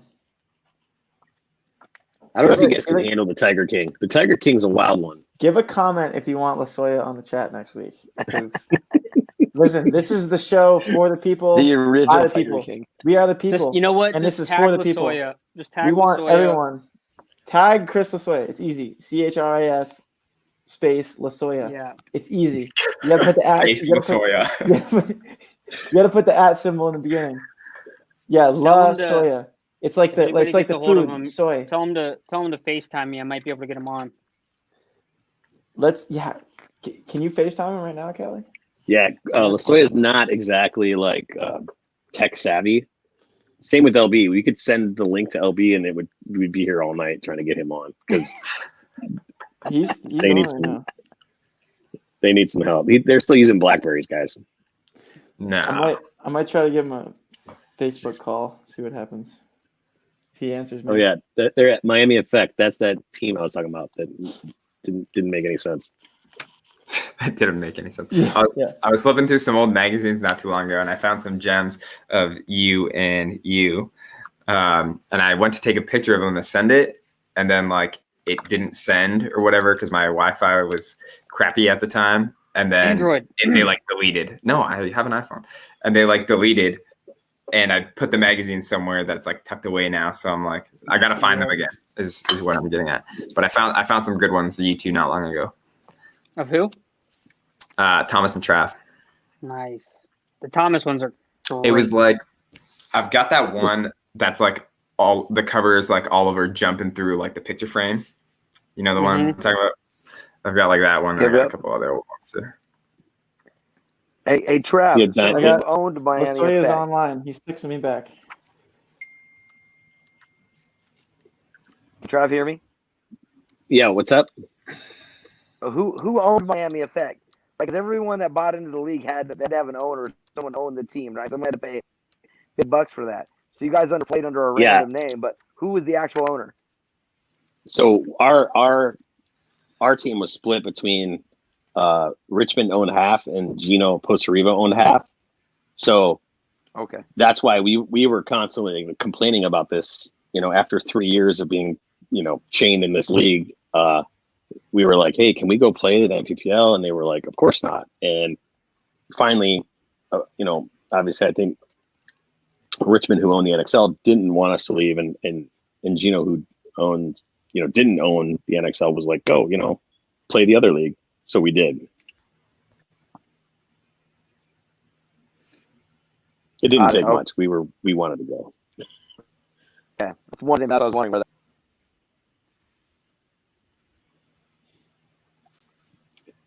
Yep. I'm just reading the chat here. There's some funny comments. I don't even know what it's like to be backstage. It's is there tough. any good stuff in the chat that we need to touch on? LB's out of here. He said he had to go. He ran out of his SIM card. Ran out of time. He was on a burner phone. He's out of minutes.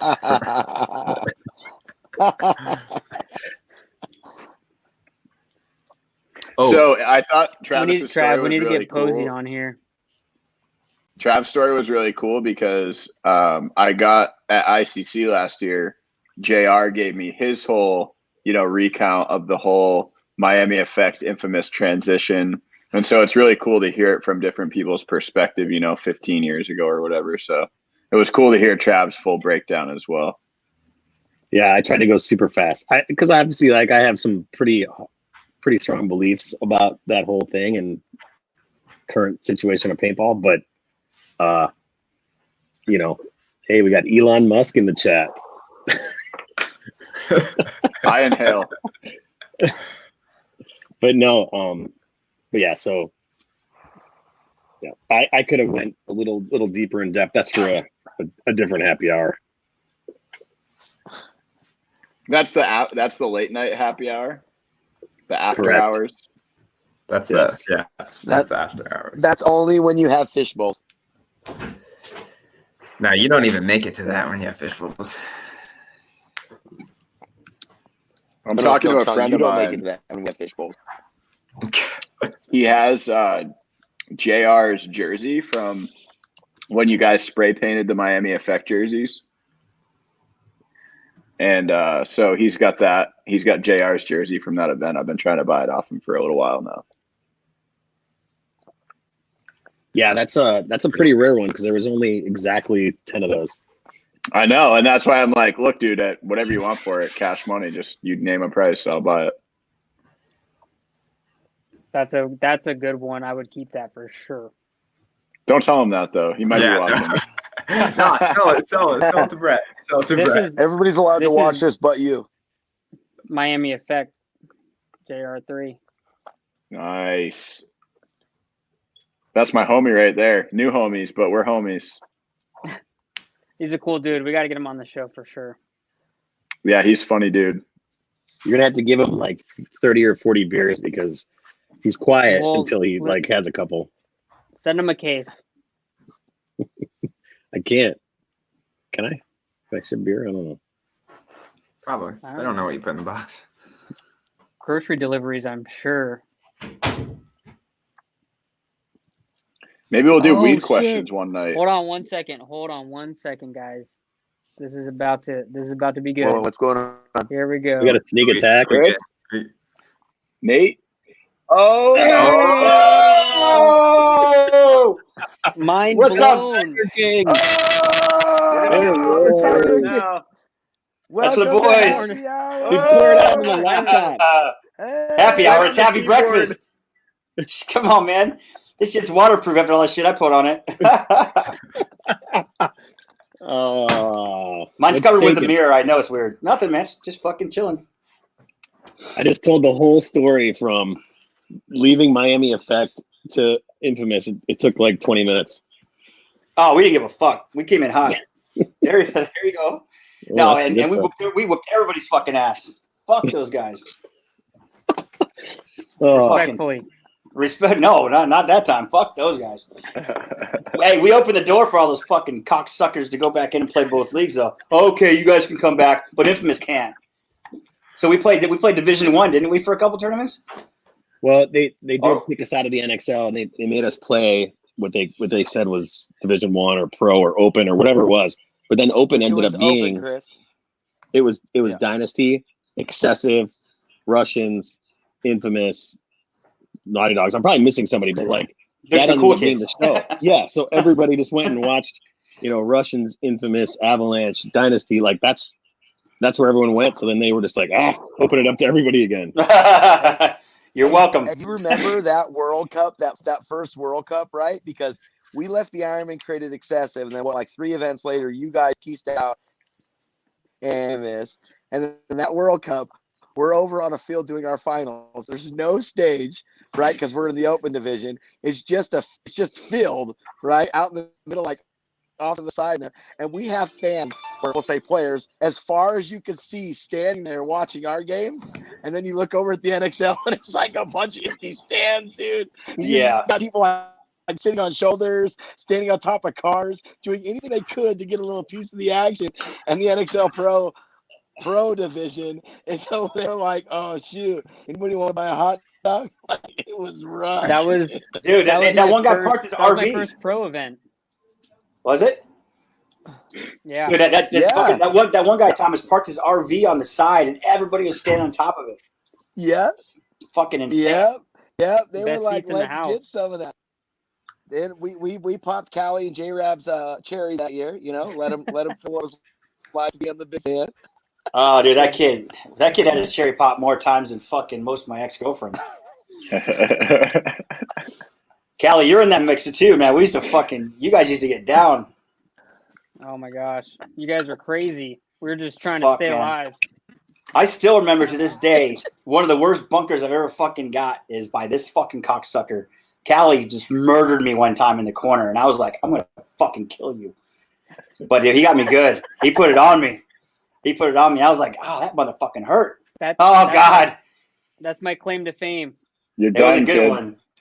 It was a good one. I'll never forget that. I was like, oh, under my breath, I'm like, that was a good fucking move. That was at a practice, and I was like, here's my chance. I'm either just going to get roasted or this is going to work out great. And I was in the corner, too. I think I was the last one alive. Probably was. Probably 6 on 1. Yeah. Isn't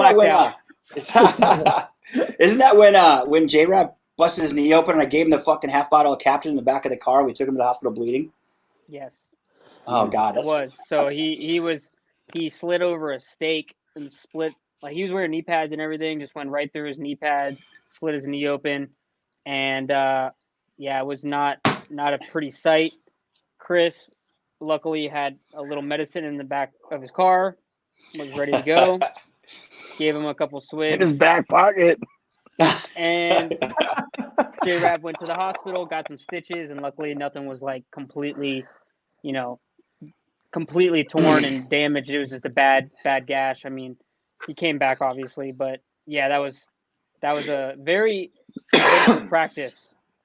Yeah, it was fucking gnarly. The hospital, the lady at the hospital goes, "Have you been drinking?" He's like, "Yep." He was like what, Captain. 14, 15? How old was he? He was like 15, wasn't he? 15 for sure. Scuba Steve Rabakoff, 15, proud 16. father. Shit, Everybody, you wanted Lasoya, you get Lasoya. This is Lasoya. Yeah, man. There you go, Harrison. Harrison hit me up. He's like, I was like, the people want Lasoya. I got Lasoya. Here we go. Nice. Chris was upset we didn't invite him last time. I know, fuckers. I'm like, that's cool, man. Yeah, y'all fucking Cheech and Chong on here. Fucking got that fucking. Hey, I gotta get Chris' story. Since Chris is on here, and he probably doesn't remember this because he's so freaking old. Way older than I am. Way older than me. We can barely hear you, T. All right, hold on. Let me know when I'm back. Nice. Yeah, you're good, Thomas. There you go, Travis. Okay, all right. All right, boys, you're gonna be out of Chris, these beef jerkies here in a second. Second event. Hey, what NXL? Second event, NXL. We're in LA, right? I'm playing for the Ironman. I don't know Chris Lasoya besides him running around with his little ponytail, right? You know, sitting on magazines saying he makes $1 million, lying his butt off. But we don't know each other. All right. We have never actually met.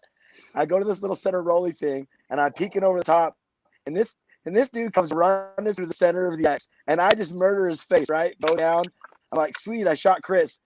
Give it like to a count of 3. I'm getting bunkered. And I'm like, what the holy hell? And Lasoya comes over the top of the can and just murders my head. And I'm like, oh my God.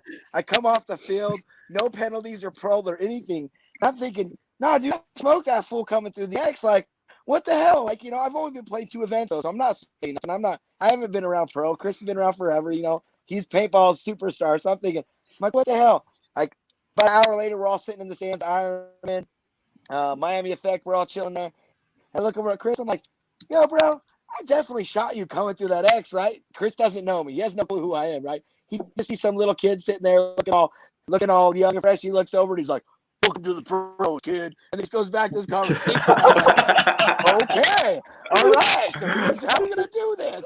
I knew it was gonna be a great relationship. This is a guy after my own heart. We go get stuff for the next 20 years. Let's go. Yeah, I love it. Good times. I would definitely not say something like that. I'm more polite than that. Sorry about chokes on my ice. Fuck, that was dumb. That was a dumb comment. That was good. That's how I met Chris. If anybody else doesn't know, Chris probably don't remember because many moves ago. I get a kick out of all these people that can't figure out their cameras and shit. Thomas is sideways. Cody's upside down. Upside down? Unfucking believable. Sideways? You're sideways. You're like this. No like way. Literally. This is you. No. This is you right now. That's you, Thomas. You look like this. Wait. Oh, there you go. Now? No, you're good. Bro, Cody's so upside. Hey, Chris, on my phone it shows me sideways now. I just want you to know. I was just going on with the phone show. Jesus. And Cody's upside down, for God's sake. Hey, buddy. What's going on? Your computer's upside down, Chris. That's because you poured the drink on it. You poured the drink on it. Is that what it is? Yeah, that's what it is. Mm-hmm. That was for the you homies. have the same man. haircut as Harrison. You and young Harrison have the same hair. No way. Mine is way nicer than that nappy ass fucking shit. Get the fuck out of here. It's like saying he's as good as me at paintball. That's fucking crazy too. You can't recreate these fucking moments. You can't recreate these memories. Oh man, that's funny as shit. Hey, just so you know, Chris, we got a 10% sale going on right now on infamouspaintball.com, and we're giving away a trigger. You're adorable. You're adorable. You're adorable. I know. We did mention Yeah. the 20% off push sale for you, Chris. Yeah, I know. I appreciate that. Thank you. And because we love push so much. Hey, those tanks look dope too, by the way. I like those tanks. Yeah, can we Thanks, get brother. another preview of those tanks, Trev? Or not? We got you, buddy. We got you.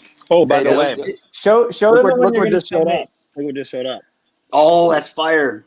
We got some doo-doos back in stock today. I need Wow. Hey, doo-doo in round. my life. That's my Hey, go. don't get your jerky fingers on my tank, all right? Cody. That's There you go. Show them the one you're gonna send me, Trev. Those are dope. There's only 4 left. No, That's Yo. so tiny. It's like a Four red 45, but Yo, it's 80 cubic Did you hear that, guys? There's Is it only 80? 4 left, and there's a 10% sale right now. Are you kidding me? Nice. Yeah, I those know are dope. it looks really small. It's Oh, and so delayed you can get there. 10% off the skeleton A right now? I think it's the whole site. Callie's the webmaster. Callie's Callie One of my boys Webmaster. just ordered that white one. Yeah, those are dope. What's up with that one, Brett? The one Look at using. that, Chris. Those are dope, man. I love Let's it. go with the yellow. Yeah, those are tight. So the one we're doing for my buddy, his life was taken by the way of suicide, and so we did a little tank to honor him as a former teammate of Harrison and I, and so we're gonna donate $75 from every sale to the American Foundation for Suicide Prevention. So Right on. something, as an organization with Infamous, we're really proud to do that, and his mom's really excited about it. We just mailed one of these to her this week, so she's heavily involved in paintball, really happy about the whole thing, and so this is Trav's about to show it off. Nice. It's upside down. Yeah, that's rad, man. Nice. CP Yeah, logo, thanks. The Bandits logo. Oh, very cool. The Bandits logo's on there. Represent. Nice. Yeah. Yep. People So are we've got 8 left. only 8 left. Nice. Let's go. Let's go. Very cool. Hey, those are dope, man. Way to go, man. Good job, Brett and guys. That's dope. Those Hey, are dope. so people are asking who produces the bottle. I don't know who produces them, but they're made in America. That's our product, and they are made in America. Yes, it's actually produced at Travis's house in his basement. They're made in Yeah, you America. can see his tools behind him there. I was like, nice little bench, Trav. Yeah, I got 4 kids, so we build tanks here. Nice. No, it's all American made. It's the coolest stuff on the market right now. And he's asking. Someone else asked if they can just get a tank. That's going to happen in a month or two, or no? There's going to be different sizes in a month or two. I don't think. We don't know exactly how that's going to work yet, but currently the only thing we have available is full air systems. And the whole story behind this thing is we obviously have been using the powerhouse regulators for a couple seasons, and they're like bomb proof, right? They're the best, the highest end, most performant regulator there is. So we took this competition regulator and we needed a tank. So that's how that's how Skeleton Air came, was we built this like ultralight, 80 cubic inch tank and put that reg together. So yes, based on current stuff, we're going to have other sizes and other stuff. But as far as selling them separately, I'm sure down the road that's an option. And don't forget, if you have a multi-team organization, hit us up. We can customize skeleton airs for your organization. Contact us. I saw some people have asked me about that. Do we know what the minimum order is, Brett? I don't know if Trav has a number exactly on that. I mean, let's just say we can't do 10. So if you want to order 20 or more tanks, reach out to us. Maybe Trav has a number. I don't know. Yeah, it's 25. 25. So if you guys are interested in custom bottles, that's the number. Talk to Travis. If you need just the bottle, like those regs are hot right now. So just buy the whole thing and sell the reg. You're not gonna like lose any money, or maybe lose $10 or something. Like it's one of the best regs I've used. Those regs are going. Like you're not gonna lose out. Just buy the whole thing, get the tank, put your own reg on it, or probably just sell your own reg. Sell your own reg, yeah. Those new ones are good. You're not gonna get a better one than what's on it. So like, yeah. Well, and I'll give you the lowdown. You want that powerhouse reg. When you go to the paintball field, there's only 2 items in your bag that you need to have 2 of. That's a hopper. Well, okay, 3. Sorry, a hopper, a lens, and a regulator. Not if you have a. Sometimes your burst disc will go. It's never happened to me with a powerhouse, but when I used to use other regulators, your burst disc goes.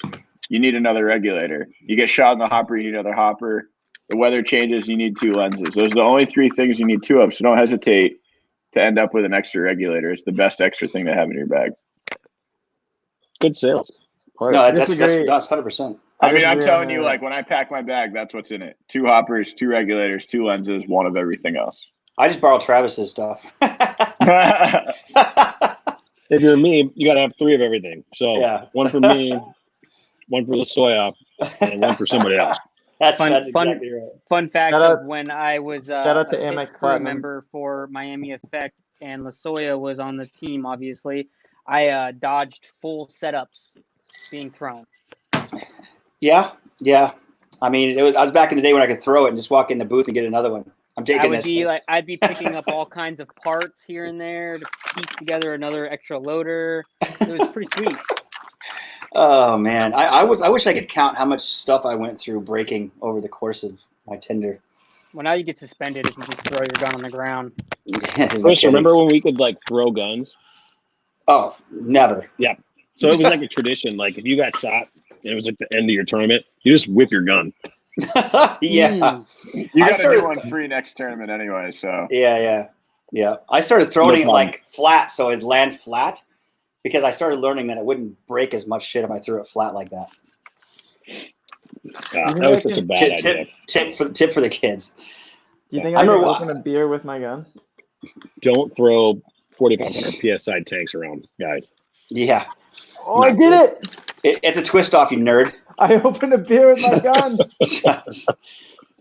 Warranty. Everybody remember that when Harrison's trying to spell that thing. All right. Hey, this gun's worth more now. I opened a beer with it. So we have a question. Everyone wants to know how long people have been playing and what their first gun was. I'll go first. 21 years, and my first gun was a Spider Sport, and it was plastic. Hey sis, what's up? From Dick's Sporting Goods. No, Sports Authority. Oh, is it? I don't pay attention. See you later, Chris. I'll go Goodbye. for Lasoya. He's been playing for 385 years, and his first gun was a rock and a slingshot. All right, what about you, Harrison? For myself, my first gun was a Piranha Evo. And I've been playing for 15 years. 15 years. Yeah. And I've been nice. Gonna break through walls with those. We're gonna polish off the youngins with Cody Chong go next. Yeah, I've been playing for 3 months. 3 months, and my first gun was a. No, I've been playing for 13 or 14 years, and my first gun was a Spider Victor 2. That's 3 Spider boys. Piranha's basically a spider. Yeah. All right. Piranha Evo. I still have it, by the way. It's like one of my Oh, really? collectible pieces that I just like. Yeah, Prized I'll never get rid possessions. of. Really? Yeah, exactly. Yeah. Is it still shoot? Now the answers that people really want. Yeah, I think it still shoots. I haven't tried it though. I've been playing since 2005. First gun was a Tippmann. And then I bought 98 custom. Yes, Tippmann 98 custom. But I bought a autococker after that. WGP autococker, center feed, all black. I was like a shop rat at Paintball Field, and I won a raffle where I had some money to use towards store credit, and I bought like just enough of everything to play like kind of the tournament scene style paintball. Quickly learned that autocockers were not the tournament style gun, but it was still a lot of fun. What year was this? Of course, it's tournament gun. It was 2005 is when I started playing tournament paintball, but I guess technically I started playing like 2003 just for like fun in the backyard and stuff. But I don't really. I just wanted to know what year you were using that autococker and you felt like it was. Center feed autococker was not bad in 2003. Bro, I won a world championship. I just remember playing. So then, the gun that I upgraded to eventually was a Lasoya Intimidator. I don't know who that is, but that's loud. Someone's loud in the background. Shut that down. I think it's Brett again. Nope. It's not Brett. I'm alone. Chong. Thomas. It Thomas. was Chong. You're cut. Got him. Me? Cut. You're No, it's cut. No, Chong. it's Chong. Oh, it's I was Chong. here. You're cut. You're cut. Was Get him Chong? out of here. Get him out Chong's of here. got like Dude, that's you gotta go wild. wired headphones, It man. must be so frustrating he can't argue his case. Wired headphones Nope. is the only way. So yes, I only someone in the chat said 2005. I started playing pro in 2007. World Cup 2 2006. years. Then In contrast to me, I spent 18 years playing Ron Phipps paintball before I started called you playing out, pro. Cal. yeah, he did. He was like, "Hey," but yeah. So the gun that I bought after that was a Lasoya Intimidator. It was a beauty, all black, like that clean, super clean Lasoya Intimidator was my favorite gun. Those shots slow. Not here what to was- defend himself. What was they the rest came of the in question? mode. I was being sarcastic. They came in with just ridiculous mode. Oh God, they were insane. What about you, Thomas? What's the question? When we started playing? How our many first gun? years you been playing paintball and what your first gun was? Oh, I've been playing a long time. I started in '96. Nice. I I played. was born in played, like- '96. Just if I Oh my God. When I was shooting my first paintballs, your dad was shooting yours too. Damn, bro. I'm He went born at the full beginning of the Lasoya. year. No, he was a mistake. Don't get it twisted. Damn. No, I was definitely not. I was definitely not. Doesn't matter. Doesn't matter. I accidentally shoot people all the time. Wait, Things happen. when I- That's when- Greg's back. When I was a kid and I figured out that like mistakes were a thing, like I was probably like 10 years old or something, I went around asking every girl who had a baby, like, was she a mistake? Because I didn't Tiger's know. back. Wait, that can be a thing. Wait, I can't hear him. So, He's alright, muted. so Unmute I yourself. started in Oh, '96, but I started in '96. I played for like a year and a half. I didn't really start playing until 2000. I took a few years off, went to college, did my thing. I want to say my first gun I had for like a month or two, maybe it was like a Spider or something. I don't really remember. Then I bought an STO autococker, which was the business back in the 90s, right? So I got 96, maybe late 96, early 97. I got an STO autococker. And that thing was awesome because it had 14 cubic inch tank. And for you young bucks that think like a whatever the big tank is now, 140 cubic inch tank on my little 16-year-old self, it was massive. And then I had that die 18-inch boomstick, solid piece on the end of it on my autococker. That gun weighed at least 12 pounds. I crap you not. You cannot stay posted on a lane with that beast. That wasn't even happening, bro. So that thing, it was so heavy. But honestly, back then, like you didn't need a lot of paintball. You just shot one paintball and it killed it. So I don't know why I had a 114 cubic inch tank, but really I started playing. So I did that then. I quit for a while, did school, and then I got back in 2000. And then I shot autocockers for like the first 3 years. I won my first World Cup. Was it 2002? 10-man. With shooting a Works autococker. We actually beat out what was it, Cap Factory, which was like Dave Baines, Glenn Takamoto, Roy Richard, Gil Eberly, all that whole crew. I'm missing a bunch of names right now. Now I think that was the same year that we had Sniper, boys. I didn't know anything about that. Yeah, I'm pretty sure because I remember coming off like super excited, like I just won the World Cup, and you guys were like throwing your jerseys in a trash can, and I was like, "What is going on?" It worked out for the better. It worked No, out it for the did. better. I'm just saying that's how I've been on a hot minute. These guys been around for like they were probably. When did you start playing pro? Like Chris, Trav, like, when did you guys start? There was no pro amateur differential back when I started playing. I mean, it was just was you're everybody. You're gonna get a lot of attitude. You with just these did it all, answers. right? Because I started, it was AM A, AM B, and pro. There was When was your three first divisions. game of paintball or Yeah. manhunt? Yeah, or whatever these are it was going to be called? good from Pony and Trav. You want me to Shit, go first, Chris, or are you gonna go first? Go, no, please. I got a lot more material. Years playing paintball and first gun to start. For the stories. All right, ahead, Travis. stories. Years playing first gun. Go ahead, Travis. Years playing 32 years. Woo! 32 years. So I started in 7th grade, which is like, we're not going to go back and do math, but like, that was my very first time playing. My first gun was a Splatmaster. You guys have no idea what that is. We actually made another Splatmaster back at Key Action Sports, but the name was based off the original Splatmaster, but it was just this plastic gun, little 12-gram thing. You put like 10 balls in it. You had to like shove your hand against the back to make it like cock and fire. And you got like 25 good shots with it before you had to get another 12-gram. So that was the original. Then there was Pump for a lot of years. Pump sucked, by the way. I know there's like super fan Pump people, but like when semi-autos came out, that was like the real deal. And here I am. I'm still here. Man, I think it's been 33 years for me. I think I first played in 88 or 87. I can't really remember. It's all foggy after last week. So, so my first gun was a Nell Spot 007. And you actually had to hand cock it with the 12 grams, like Travis said. The first shot would shoot about 100 PSI or feet per second. And then the second one would be like 350. That's why you kept it.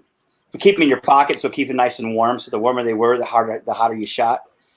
We used to use oil-based paint back then too. It came in these little silver cigar tubes, and you used to have to roll them because the paint would settle on one side because you used it for marking cows back in the day. So if you shot 20 balls in a day, that was a big deal. I mean, the paint was expensive. It was insane. It was insane. So I went from the Nell Spot. I bought an SMG 60 for some stupid reason after that. And if you guys don't know what that is, it looks like that's a full auto gun, by the way. It's a full auto machine gun. Yeah, but it had a clip. There's clips, and each clip held 5 balls, and you'd shove 5 in at a time, or 3 in at a time, so it would hold 15 shots. But if you like bunkered a dude, it was ripped 15 balls in a second. It would be like, and these clips just spit out, and you just murdered some dude. And it absolutely shot like 350 because it was liquid CO2. Yeah, it was so badass. And there was no chronograph, right? Like there was no safety. It was like we shot we used to shoot 325 back in the early days. 325 was legal back then, and that was back when we were playing 15 on 15. Yeah, we would just shoot at trees, and depending on how much bark flew off, that's how you knew. That's exactly what it was. No, 100%. We used to use the old, like a real firearm chronograph. It was the one with the little go posts that you had. That's what we actually used. It was the same thing they use in shooting real guns, and it would register. But at the end of the day, we used to have a dial welt, which is like you could turn up your feet per second just by turning a wing nut on the back of your gun. Back in those days. So I mean it was a free, and we were wearing Scott goggles and stupid thing. I'm surprised I still can see after all the times. So I went from that to I got a Pump, a Sniper 1 back in the first thing with the wooden stock on it. I used that thing. How long did I use my Pump, Travis? I used my Pump for a long time. You were really behind Marty Bush. Technology. Yeah, thank you, brother. Appreciate that. So me and Marty Bush actually were the last ones to transition. Danny Adams used to use a Phantom Pump. And then I finally got a hold of an autococker, and I was like, okay, this is the deal. So I switched over to autococker. We shot those forever. And then where did we go from there, Trav? I think you went to Angel. Yeah, I went to Angel. That's right. Then I got my Angels out. And then from Angel, we went to Intimidator. I was still stuck on Image. Image was using the Matrix, right? No. We were using autocockers when I was there. That's right. Got it. But everyone else had started switching to Angel. So like it was such a weird time in pro because there was like a year or two in professional paintball where 90% of the players used an Angel. It was super weird. Like every pro team had Angels on it. Well, for the first while, we had them by ourselves, and that's why we were just murdering everybody because those guns were pretty ahead of their time. I think we had them for a year by ourselves, and then everybody started getting them. The arms race was pretty badass back then. I played for Bonsai Bandits overseas, with Leds and Jacko and those guys, and we were shooting Eclipse Cockers, and then they transitioned over to some of the best made guns in the world right now. And I got the EMEC that I shoot for the mechanical stuff, let alone every gun they make it out there is top notch, the best guns in the market, in my opinion. I've ever shot. Those dudes are not missing. They're just hitting home runs everywhere. 100%. I mean, my Intimidator was good, but I mean, I'm a terrible shot, and I can't miss with anything from Eclipse, and that says something because I'm terrible. Just since the day that E-Blade came out, like that just made a cocker into a fucking weapon. Yeah. Yep. I had this E-Blade auto cocker I owned that I would just pay like $500,000 for to own again. I cannot find it anywhere. But those E-Blades are just that thing. It's probably in your closet. Kelly, can you describe it? Can you describe it? Oh, I could probably find a picture, dude. I won tournaments playing with it. Can you describe it? Well, do you remember, Travis? Do you remember that I turned my pump that said Easy Company on the side of it into that black and red autococker? Do you remember that? So I turned my old Easy Company pump into an autococker, and we made it black and red. And my store got broken into when I used to own Warp Sports in Colorado, and they stole that gun, and I've never seen it ever again. So if anybody ever sees a black and red autococker that has Easy Company on the side of it, call me. Because I will kill to have that gun back. You heard it here first. Yeah, it was badass too. Hey, and after 20 years, he's not going to be really that angry. Just return it, and it'll be fine. Oh yes, I will. Okay, never mind. Don't return. Don't speak for the man. Don't speak for the man. Yeah, you better bring a couple friends with you. No one's returning it. When 90% of the league was using Angels, what was the other 10% using? Oh, well, so you still had like maybe an autococker team, and then you maybe had, the All-Americans were in Shockerville, but Shockerville had like, those guns were dope for their time, but they were super gas hogs. So you literally had to have a compressed air tank. So yeah, they had their you'd have a tank like this. Yeah. But it would have a like a CO2 valve on it. So, and it would have a siphon tube in there with it's a tube, and it goes in and it's bent because CO2 is liquid, right? It like gets it from the bottom. Yeah. Right. So I don't know if this is like safe or not, but we did it all the time. We would put CO2 into that tank, and then we would top it off with compressed air. So we called it cocktailing, but you'd get so many shots. Like I'm talking, you could shoot all day because you had both of them. I'm no scientist, but that sounds insane. That was a bad idea. It was super safe. Chris is still here. I'm still here. Super, yeah. It was nuts. Yeah, it was. Yeah, it was a real thing. But that's how you had to play with a shocker because they were like super gas hogs. I mean, ridiculous. Like you get like 4 pods if you did it. So yeah. So everyone else shot Angels for that 1 year. And then all of a sudden, like all these other electro guns came out. You had shockers sort of evolved. Bob Longs evolved. And yeah. But for a minute, dude, the Angel was just like so far ahead that everybody bought one. They weren't even sponsored. They're just buying them because they were sweet. Crazy. I remember growing up like in high school and being like, oh yeah, I play paintball. And like, everyone's like, oh yeah, do you have an Angel? Do you have an Angel? That was like, everyone that was the question. Even still, if I meet a dude that like, is my age that like, hasn't played paintball or doesn't know anything about paintball, but used to play in high school or elementary, he would be like, oh yeah, I used to have like an Angel. Like that was like the guy we met in the bar. Yeah. Like, yeah, remember, you meet a guy in a bar who darts, doesn't know anything about paintball. Like, you mean when I was just dominating you guys? Do you guys have Angels? Like, dude, the last thing I try to do is spark up a conversation in a bar with somebody, what you do for a living. Yeah. But we all had like paintball shirts on, so this dude was like, I play paintball. Of course. He's like, Angels? We're like, yeah, you got it, bro. I have a, hey, do you guys want a fun fact on how Angel took a nosedive? Yes. Yes, of course. Okay, so you would think that the company that owned it all literally was like the top of the top. Everybody had it, right? It was the best, highest tech. So how do you die? Yeah. Lose the tech. You don't evolve. Yeah. So Camille, she said they died because of their super amazing spokesmodels. Because Camille actually was a model for Warped. But so people were literally drilling holes in the side of their guns and molding and taping wires and putting in like little eye sensors, because this was Angels were pre-eye. So like you would smash a lot of paint because the guns are shooting so fast, and we only had Revy loaders. There wasn't force fed loaders. It was like agitated loaders. And so breaking paint was the obstacle at the time. Angel didn't want to do the eyes because other people had like already started doing it, so they didn't want to be like a follower. But like eyes were the clear solution. So everybody from Autococker to Bob Long to even people were just hand drilling the eyes in the Angels. Like like even Dynasty, back when Dynasty still played with Angels, Eggy, I think, was the guy who was drilling the holes in the side and making makeshift eyes. So because they didn't have eyes, that's how they fell apart. Everybody switched.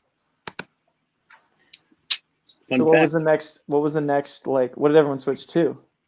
Most people went to Bob Longs because Bob Longs were like ridiculous mode. Like he had like the fastest software.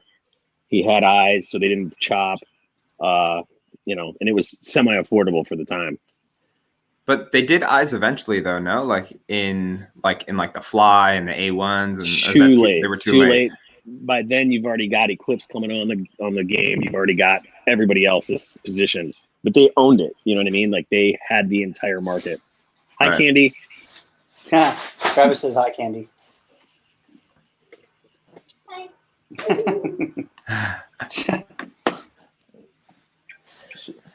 But like Travis said, they tried to come out with the IR3. The IR3 was an okay gun. I would rather shot the old chops. It had chops in it installed. Yeah. I mean, it was cool. The grip frame was weird. It took a little while getting used to. I mean, I didn't like it personally, but I mean, yeah, it was a good gun. It kind of created and paved the way for everybody else to kind of step their game up, and now you can see Eclipse has just taken over. I can say, no pun intended, eclipsed everybody else in the market. You like that one?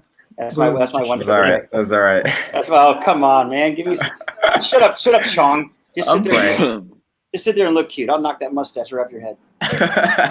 Respectfully. That's fine. All right, let's change subject. Let's go to current talk. You want to go to modern day? All right. Yeah.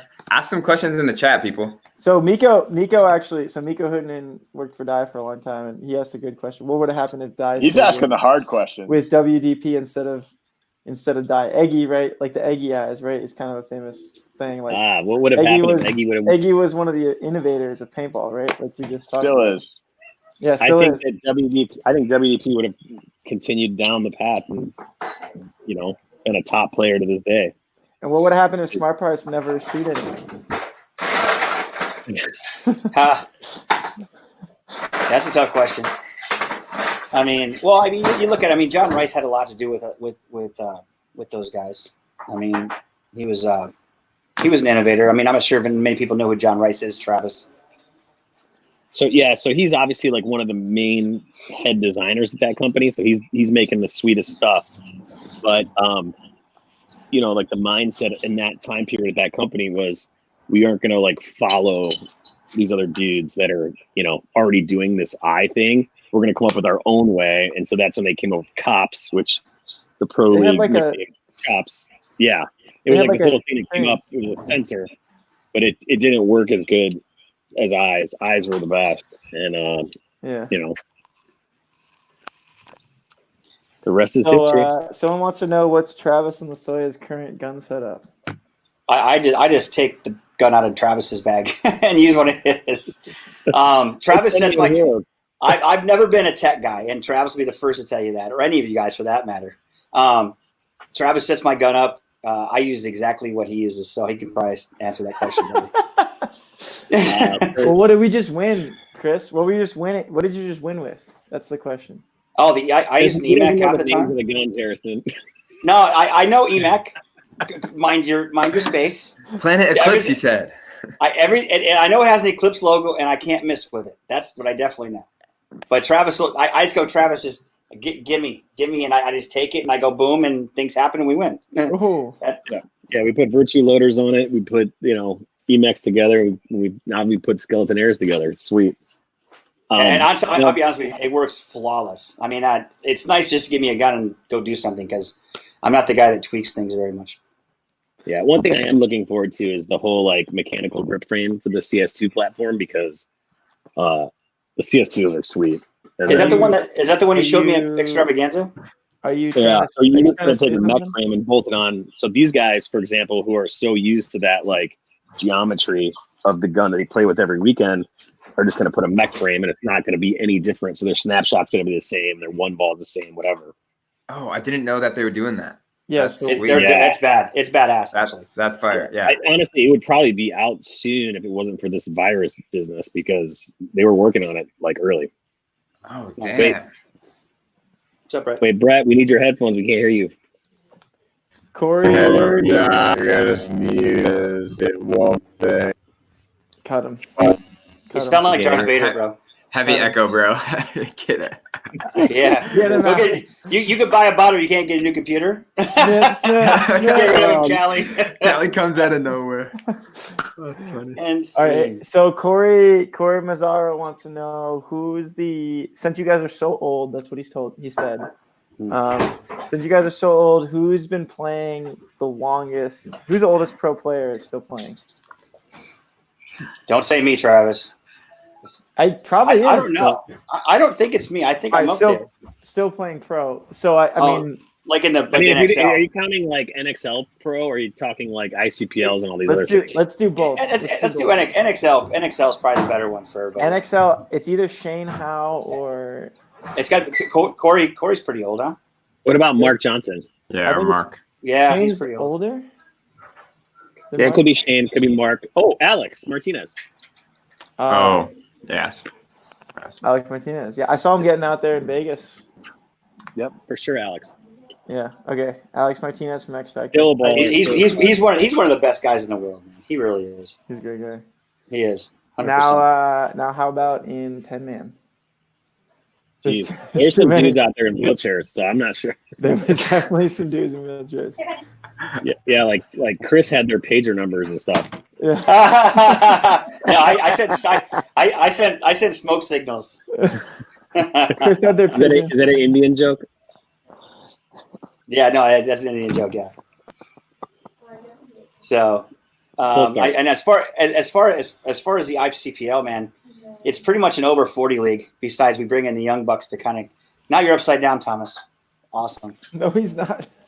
You don't think it's just must be your thing. No, it's too many drinks you had.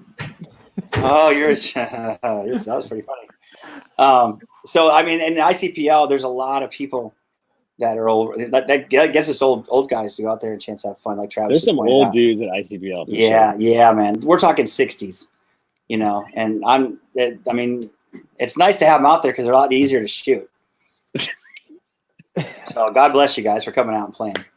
How about that time? I think we need to talk about how Lasoya single-handedly won one of our points or matches in Florida, where he was verbally abusing his own teammates all the way down the field. That's when Bernacchi was cheating. Yeah, Bernacchi got a major off the break. Wipes his hopper hit. We get a major off the break. The entire snake side, besides me, and I'm in this little stupid bunker that's. Luckily, we put 5 over there because they pulled 4 of us. Yeah, and I'm like, I don't know what's going on. So all of a sudden, I hear nothing behind me, and I'm like, what's going on? I'm like, yo, Chris. He's in the back center. I'm like, what's going on? He's like, you're being a pussy. You're being a pussy. That's what's going on. I'm like, you're not helping. I said it takes me a second to get out there. Okay, I'm a little slower than I used to be. Like, Chris, can you fill my corner? Absolutely not. No way. Oh man, I still don't know how I got out there. You did. Jeez. You got out there. God, yeah, that was scary. I looked over. I'm like, oh shit, this is not good. And we won that point. Yeah, man. We don't have and if we lost Billy that, or Archie in on that story because that story is super hilarious. It is hilarious. If we lost that, we wouldn't have won the tournament. That's correct. That was in semifinals or something. Yeah, 100%. We definitely needed that win, and I definitely remember sitting on the sideline with Billy, like, what did you do? Why did so many people get pulled? And then I'm just watching Chris just pull this point back single-handedly, and then yelling at Harrison, and I was laughing a little bit, but I was also like he was just using Harrison for time. bait. Like Harrison's in the snake. It was amazing, like, and just watching you walk down the middle, just like, oh my gosh, there's that fuse right now. I want to know, Chris, exactly what you said to him, because I've heard the story so many times, and Harrison's like, he said this, he said that, but all we know is that you were talking some serious shit. No, it wasn't just one point. He talked shit multiple points. Like, so whatever you heard is the culmination of all the points he was talking shit. But this particular point, I did nothing the entire point, and Chris shot everyone over me, and then I bunkered the last dude and looked like the hero. It was great. So okay. I did say what he said for sure. Then the asshole, excuse my language, wants to go to the snake. So I rap out. I'm like out in the middle of nowhere, rapping, shooting, and I'm like, go, go, go, and I'm running out of paint, and this little shit doesn't want to go. And then finally, I'm screaming at him, and finally he goes, and I'm like, I looked at the crowd and go, you can't teach these kids anything. and then, yeah, that's exactly what I said. And then you asked me what's going on. I'm like, I said, just sit there and look cute. Damn. That's exactly what I said. And then I walked to the 50 in the middle, and Maddie said, I'm the only one to make the fiddle from the back corner walking. So I was too tired. Walking just from the hip, loading, talking shit the whole way. Yeah, it was fun to watch. Yeah, I was shooting like 25 balls a second with the EMAC. I'm not gonna kid. It's the new infamous trigger. That's what it is. The best thing is when I'm like, Billy, what did you do? And he's just like, I thought I wiped it, man. I thought I got rid of it. And yeah, no, he said the same thing to me. He said the same thing to me. Yeah, he did. I missed the spot. Yeah, exactly. He tried. He gave it his best effort, but he missed. Yeah. You did the old 1-2, but yeah, I thought for him he'd be pretty good at that by now. I think Chris got, he was dishing it out, but he also got some back during that last point when we were all right, everybody don't go anywhere. Don't move. Chris is like, oh, come on. I got it. I think Travis had a leash on me. Travis had a leash on me attached to this flag station. I couldn't even move. I wanted to. Wait, Brett was yelling at me. To set the stage to everyone that wasn't there, basically, we're in the 10-man finals, and we're playing the cap dudes, which is basically like the damage dudes. And plus Dave Bands. And so everybody knows the count, right? We need to win by a body. They think they needed to win by a body. And it's going back and forth. Like, we shoot a guy, we shoot another guy, they shoot a guy, shoot another guy. Anyways, it ends up like dead even, and we need one kill. So in 10-man, it's just all communication. You're all talking into each other, and it goes from one side to the other, exactly what we need. And Chris, every time we communicate, is going, can I go? Can I go? No, Chris, you cannot go. Stay. Oh, man. And I think I asked like 15 times. He did ask 15 times, and I said no 15 times. Somebody else said no a few times. And then finally, like, I yelled across the field to Archie, we need the kill. So Archie knows, like, it's his move to go. And Chris was super pissed. I was like, F you guys. God. Hey, I did shoot Andy in the head. Marbles. I did shoot Andy, though. So that was a one good thing I did. But I was pissed. I'm like, hey, come on, man. Unleash the beast. Did we lose anyone that point? We had already shot out that side. So we lost Billy. We lost only Billy, right? Yeah, we lost Billy. And I think ended up on Billy. But he didn't get a penalty, right? This was the only time he had to get a go. penalty?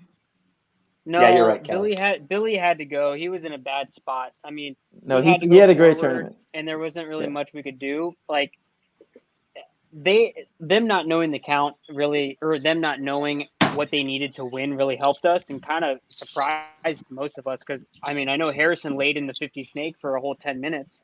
Yeah, but yeah, it was definitely tooth and nail to win that match. And I mean, that's one thing that I want to try to showcase a little bit more. I have barrel cam footage from my gun, and then I'm going to couple that with the Go Sports footage. That looks really good, by the way. Like, thank you. I mean, I know it does. I'm not doing a lot the whole time, but the inside perspective of what that match or that set was all about, it might be boring to the outside perspective, but for us, we're all like on super high alert. Like, we can't die. You cannot get shot by a paintball right now. Otherwise, we're going to lose the tournament.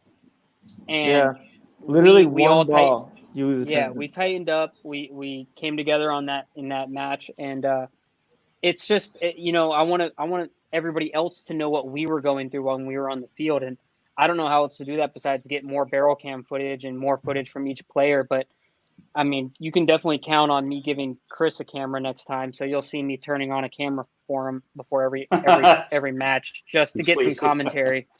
Well, here's the thing, though. I think that even if they would have come, knowing the situation, I think we were in such good spots, they were going to lose 2 or 3 trying to do it anyway. So yeah, if they would have known the count and they would have come, I think it would have still been the same outcome. We would have won the tournament because we were in such good spots. And we had, we were focused on that point, in my opinion.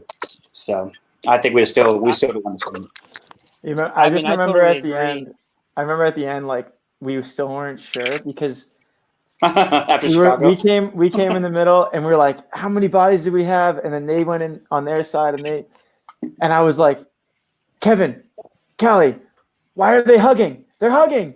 That's not a good thing. They're hugging. That's not good. Yeah.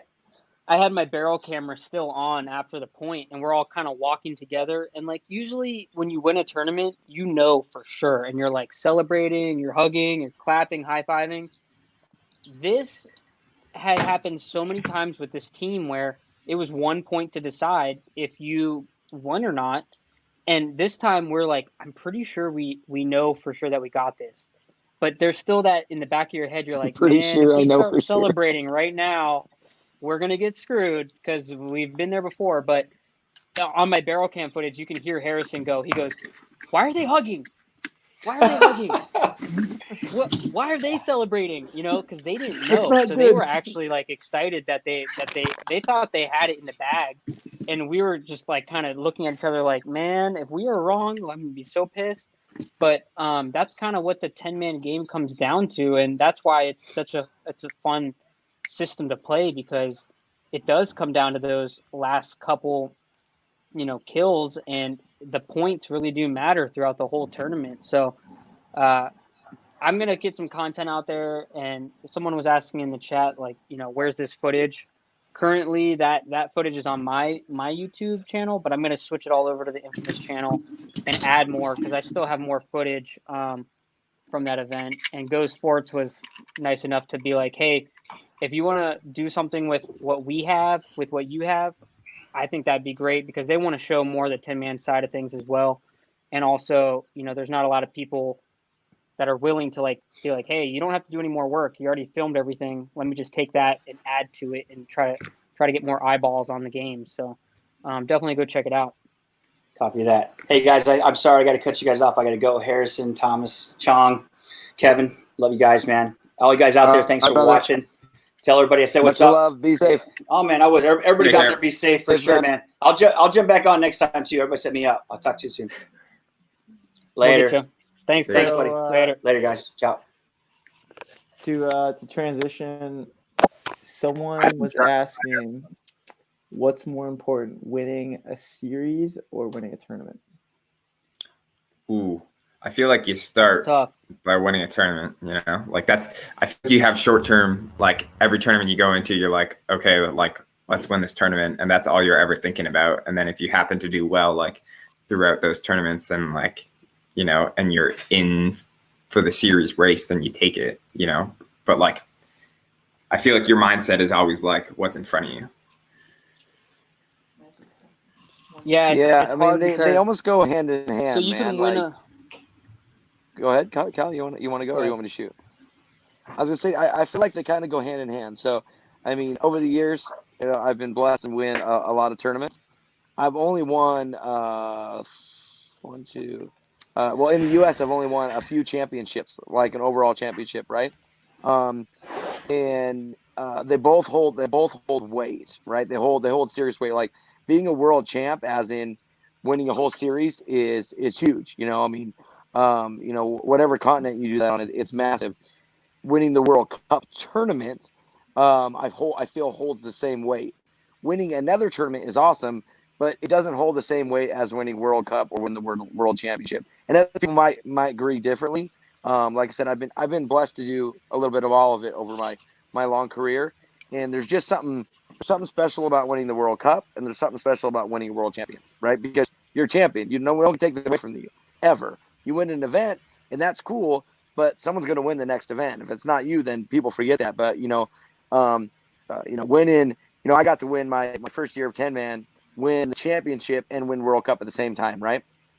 And still to this day, that was one of the coolest wins ever because you're a world champ and you just won the World Cup, right? So that's that means a lot. So it's all in perspective, right? Winning tournaments is very, very cool, but winning a World Cup or winning a championship is great. And they all have different ways. Like when we won Europe the one year, we won that championship. I've actually got to win that twice. Not to toot my own horn, but it's been pretty fun to win the championship over there. But that same year, we also won 3 events. The first time I did it was excessive. So those events were cool. But when we won the championship, that was like it meant so much more, right? Because no one could ever take that away from us. No one could ever do that again, right? You could win the next World Championship a year later, but it's not like winning just a tournament, So when I look back at my personal career, I've got to win win a world champ in a few different countries, Australia, Europe, and the U.S. And those are the ones I think I'm going to remember more than the individual tournaments. So, but you got to start by winning tournaments because you generally don't win a world championship if you didn't win a tournament or two throughout the year. So, I don't know. They hold different ways. Start with winning the tournaments, though. That was Sal Chavez. Thank you for shout out to him for asking that question. Go. Yeah. So to kind of couple what Thomas is saying, there's different levels, but you obviously want to win a tournament. That's the number one goal. You just win a tournament. You kind of get that benchmark on your belt. And then to me personally, it's like, okay, you want to win World Cup because that's when everybody's playing at their peak. You've been playing a whole season, kind of working, building to that point. So that's kind of like the pinnacle, right? You want to win the World Cup. And then after that, it's kind of changed throughout the years with different leagues, but you could technically win a series without like winning an event, which might be different now. I'm not 100% sure on the points, but I know winning a series has never really been the goal because winning one tournament is so hard. It's you obviously want to win the series. Yes, that is a goal. I take that back. You want to win a series, but winning one tournament and then winning cup and then winning the series is how I kind of view it. Getting that series win under your belt means that you have been playing at the top level throughout the whole season. So that's obviously means that your team has been performing at a peak level. But overall, I feel like the series is kind of out of sight, out of mind until you get those individual wins throughout the year. Like if you won the series but you didn't win an event, then I feel like it would just kind of be like, whatever. You know what I mean? Like, it's cool, but it's not that great. Exactly. But like X Factor last year, they kind of turned it up a notch and they won 2 events and they won the series because of that. So I feel like that, means that you guys were playing so good all year. Right. That's kind of how I view it personally. And either way, like there's people who've been playing paintball their whole lives and they have not won a tournament at the professional level. So it's still really, really hard to win just one tournament. So to say that the goal is to just win an event sounds kind of lame, but at the narrow view is to just focus on that one event. Yeah. Yeah. And if you're kind of at the position where you are winning events and are winning series, like it really depends on kind of a cop-out answer, but it depends on who else is in the league. Like if you're, it depends on the year too. Like if you're in a league where you're winning every event, then winning the series doesn't really matter. And it's kind of like we just won every fucking event. And obviously we're top one. But if you're like neck and neck with another team that maybe has a long history of winning a lot of events or a lot of series, then taking that away from them is huge, right? So it kind of depends on also who else is in the competition. I played with DC Arsenal for 7-man, and we won, I think it was 3 out of 4 events, and we completely tanked it at the last event, and we did not get the series title, which was like a real dagger, right? You're like, man, once you win that many in a row, you're like, all right, let's win the series too and be like the best overall. And then when you don't get that, you're like, shit. We won 3 out of 4. How did we not get the series? So to me, crazy. when points matter that much and the teams are that close, the series wins a little bit more or matters a little bit more. But it's hard to say that the series is more important than the World Cup win, because everybody's playing at their best and just getting those tournament wins. Yeah, and Camille just made a good point on the chat. Like, sometimes the series champ isn't decided until after the finals game, right? So you might even have taken 3rd place, and you're still in, like, at World Cup, right? So at World Cup, you just took 3rd place, and your series championship depends on who wins the finals game. So you're already, like, sad because you lost. At that point, like, maybe you're just really hoping the other team loses. It's kind of, it kind of is a crazy situation in that regard. I mean, X Factor definitely became cheerleaders, right, for the Russians. Yeah, for the Russians, right? No, they wanted Heat to win. They wanted Heat to win because if Russians won, Russians would have won both. So so X Factor last year is in the stands like, go Russian or go Heat, right? Because they wanted the series champions. They were still really sad that they lost the World Cup, because that's, everyone remembers World Cup because there's 4 months in between the next event, or 5 months, whatever it is, in between the next event, and everyone's off season. There's a million videos. Everyone remembers World Cup. It's the most important tournament of the year, hands down. So it's, losing World Cup, but here's your consolation prize of the series. It's kind of, So there's a question: what would the minimum result need to be for your season to be a success? Make the top 4 in a couple tournament, or win an event? Oh, I think win an event for sure. I could chime in on that, like win a series or win an event. I think if you were to go all year and take 2nd place, nobody remembers that. No one cares. So win one event. You know what I mean? Like, give me a break. I can speak to that. I won a series title without winning the tournament in the whole year. We just got top 4 like every time, and it was cool to win the series, but it leaves an empty spot in my heart because we didn't win a tournament, and we felt like we should have won every tournament. So I can speak to that. You want to win tournaments. Yeah, and all you guys could say was consistency. Right. Like, what is it? Like, okay. Couldn't close. Yeah. Couldn't close the deal. Yeah, it's like if you pick up a girl from the bar every night, but you can't close a deal. Nothing. I mean, you gotta win an event, right? You gotta close. Besides pro, what is your favorite division to play or watch for any reason? 5-man mechanical, easy. Because you won it? I'm just messing around. I mean, I have a lot of friends that play semi-pro, a few friends in Division 2, so that's semi-pro for sure, just because usually a lot of us new, younger pro guys have friends, most of their friends playing in semi-pro, so spend a lot of time watching those guys, playing against those guys. So someone approached me with an idea the other day. What if at a tournament, the 3rd place semi-pro team, the first. All right, so you just won semi-pro, right? 1st place. You have to play one more match against the 3rd place pro team, right? And then the third place semi-pro team has to play the 1st place D2 team. So just because you won your division, say in semi-pro, you have to now go and play against a top level pro team, right? Just so you can kind of show like, hey, and if you win that match, maybe now you move up to pro. Kind of just another little kink in the radar. I don't know. Like the Challengers Champions thing? It's almost like a Challengers Champion, but within the thing. You just played a whole tournament and you just won your division semi-pro. Now you have to play the third place pro team, right? Because if you're playing the layout good, you're playing the layout good. It just is what it is.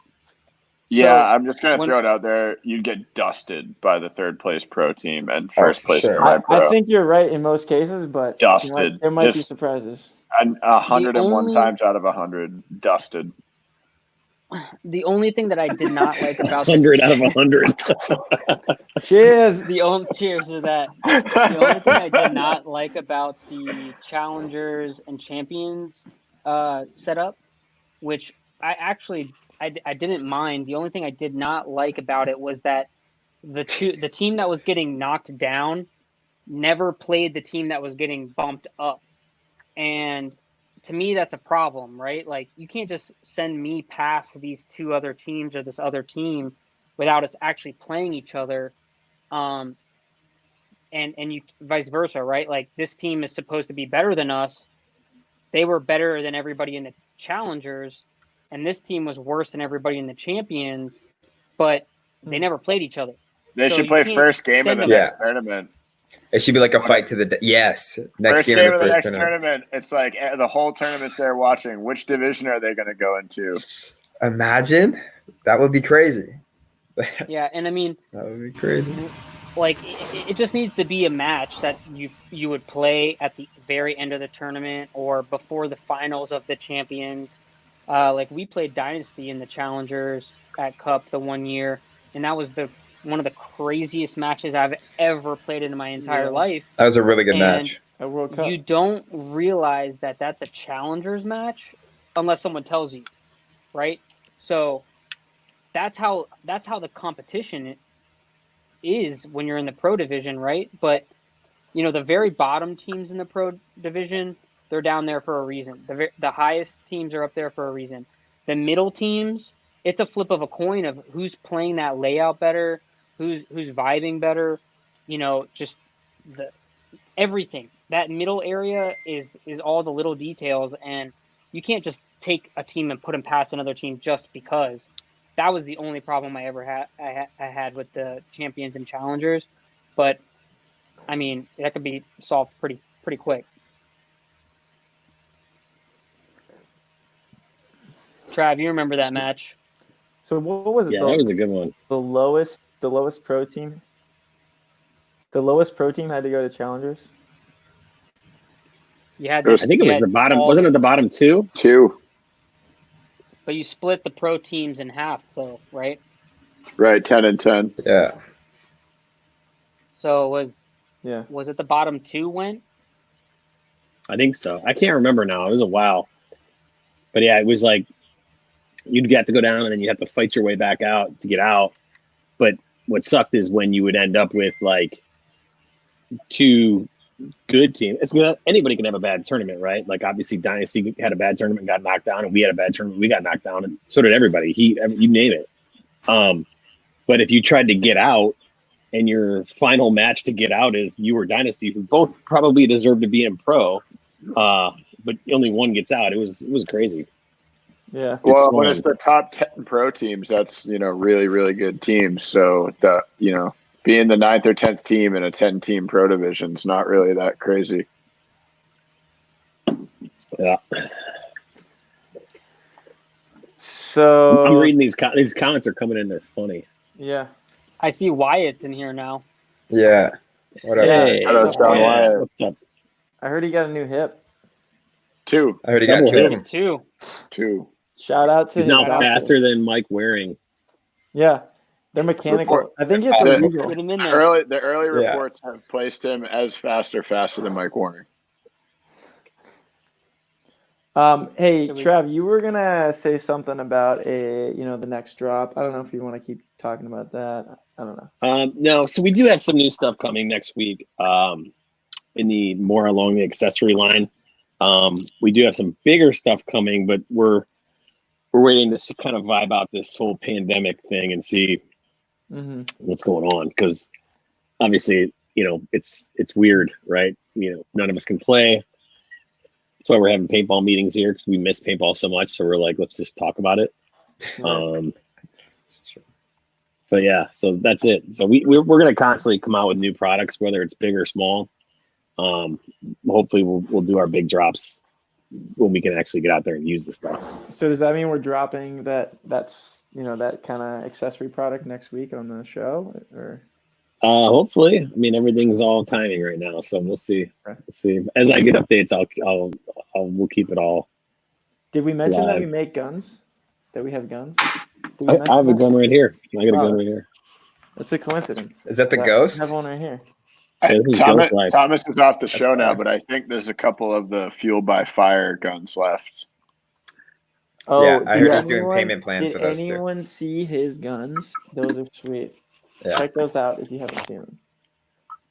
I'm gonna use this opportunity to just kind of plug a future opportunity. There's gonna be 5 custom Weed God guns dropping later this year. So a lot of people ask me, how do I buy this gun that you have, Brett, with all the weed leaves on it? They're coming. So save your money. It's not going to be cheap. It's a really expensive ammo, but Infamous partnered with Ben Sides at Skin Deep Ammo, and we are going to be offering a few of these very limited, all different colors, similar to the Fuel by Fire line. So they're all one of one. But if you want a custom gun right now and you don't want to wait a couple months, a couple more Fuel by Fires. Dude, I hit up Ben and he's like, I'm jammed right now. I'm like, who is it? Now I know. It's now Brett. You know. It's now Brett. You know. He did hit me with that a few weeks ago, and I think I just slipped in line, and now you're like way back. I know. Ooh. I know. Sounds when I was like talking to him, I was like, ooh. Cody's life. But if Dude, you I want live down the street from him. I'm gonna go knock on his door. Hey, that's fine. You could help, do some of the raw work on my bodies while you're over there. Yeah, no problem. I got you. The Weed God guns are the hottest guns on the market. Everyone wants to know, how do I smoke on that? Here it is. It's true. Hit that guy Morgan's waiting for a stimulus check. You don't need Let's to wait. go. We got payment plans. Zero interest. Yes. Payment Did plans. we say zero interest? Did we say we make guns? Yes, sir. Yes, sir. Guys, just so you know, this is really a... Oh, why would you take that off? Those are the hardest to put back on. I was trying to be funny, but it didn't work. No, that's terrible. It's done. Don't. It's done. We're good. You're lucky. After I got my gun anode, that was like the worst part of the whole thing. So, Cal, you were about to rip that Rain guard. Silencio video.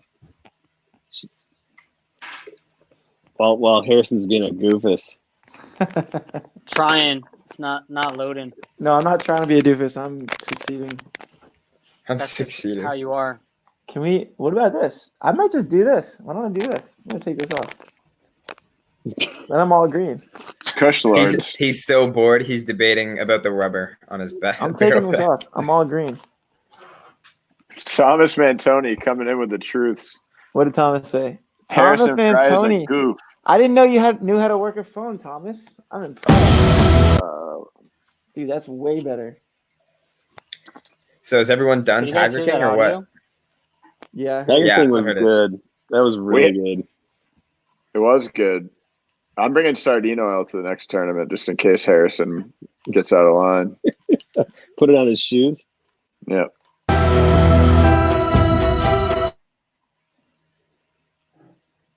Oh, now I Look can't at that do it. water. Whose hand is that? That's a nice hand. Someone smart. Could you guys hear the audio on that? No. At No, first, I we thought didn't. it was so epic, and then it went away. Yeah, there you go. It was a dope watch.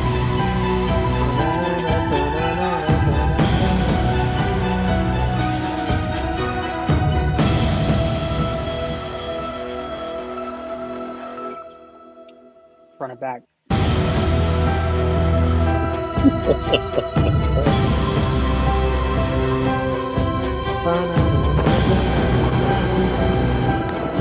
This is like Harrison Frye's like hair cutting theme song.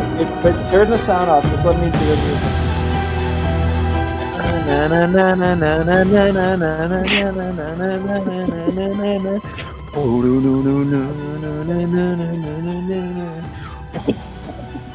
How many beers did Frye have?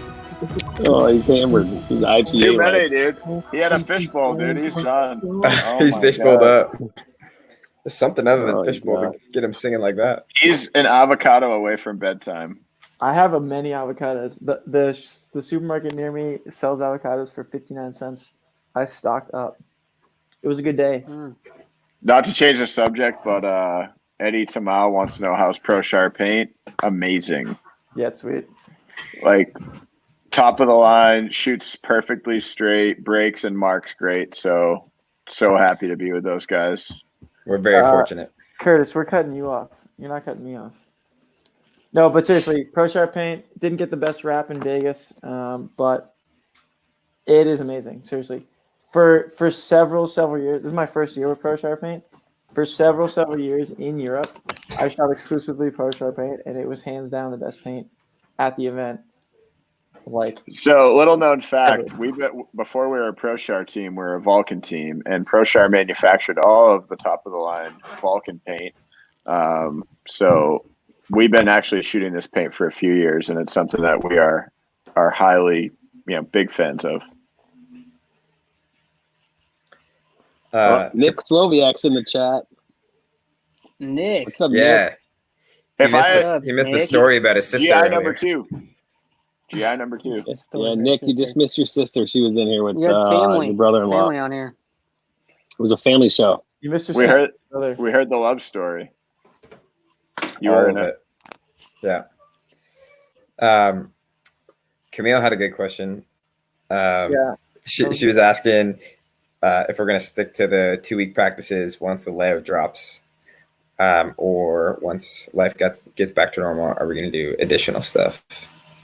So I talked to Tom Cole, and it's been decided that they're not going to release the layouts any longer. So it's just going to be like if you have paintball brains, and you can walk out there, read the This field. is literally world announcement. No way. This is it. You're dropping This that is it. right now? Is this real? Drop it. Dude, Yeah, I'm this dropping is- it. This is, I feel like you're lying to me. I'm This telling is you real right life. now, the NXL could not be worse at making announcements. They do this major change, and then it's like nobody hears about it. For example, no more layout releases announced by Travis Lemanski 2 hours and 51 minutes into an infamous live show on a Friday evening. Listen, they should just let us announce it anyways. They That's should. Yeah. fine with me. Yeah, we'd get more viewers. I mean, shit, we'll share Yeah, it. no. Dynasty can do the next one. they thought that it would be better for like more talented players would just win paintball games instead of You're just not fucking whoever around.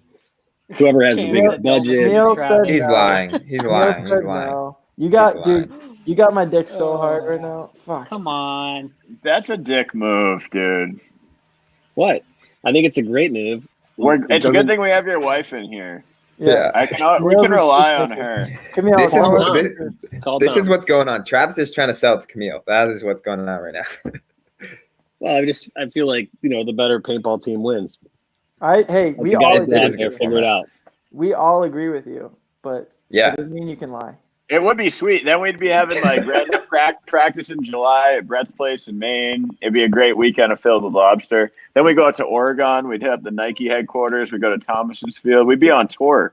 It'd be visiting the whole agree. country. You come to Canada? You guys come to Practicing Canada? paintball. Not Oh, practicing great. layouts, practicing paintball. Shoot Camille, 10 cases. Camille, one can we weekend. make that happen while you're on here? Let's make that a thing. Let's just do it now. Get Camille on here. Get her live.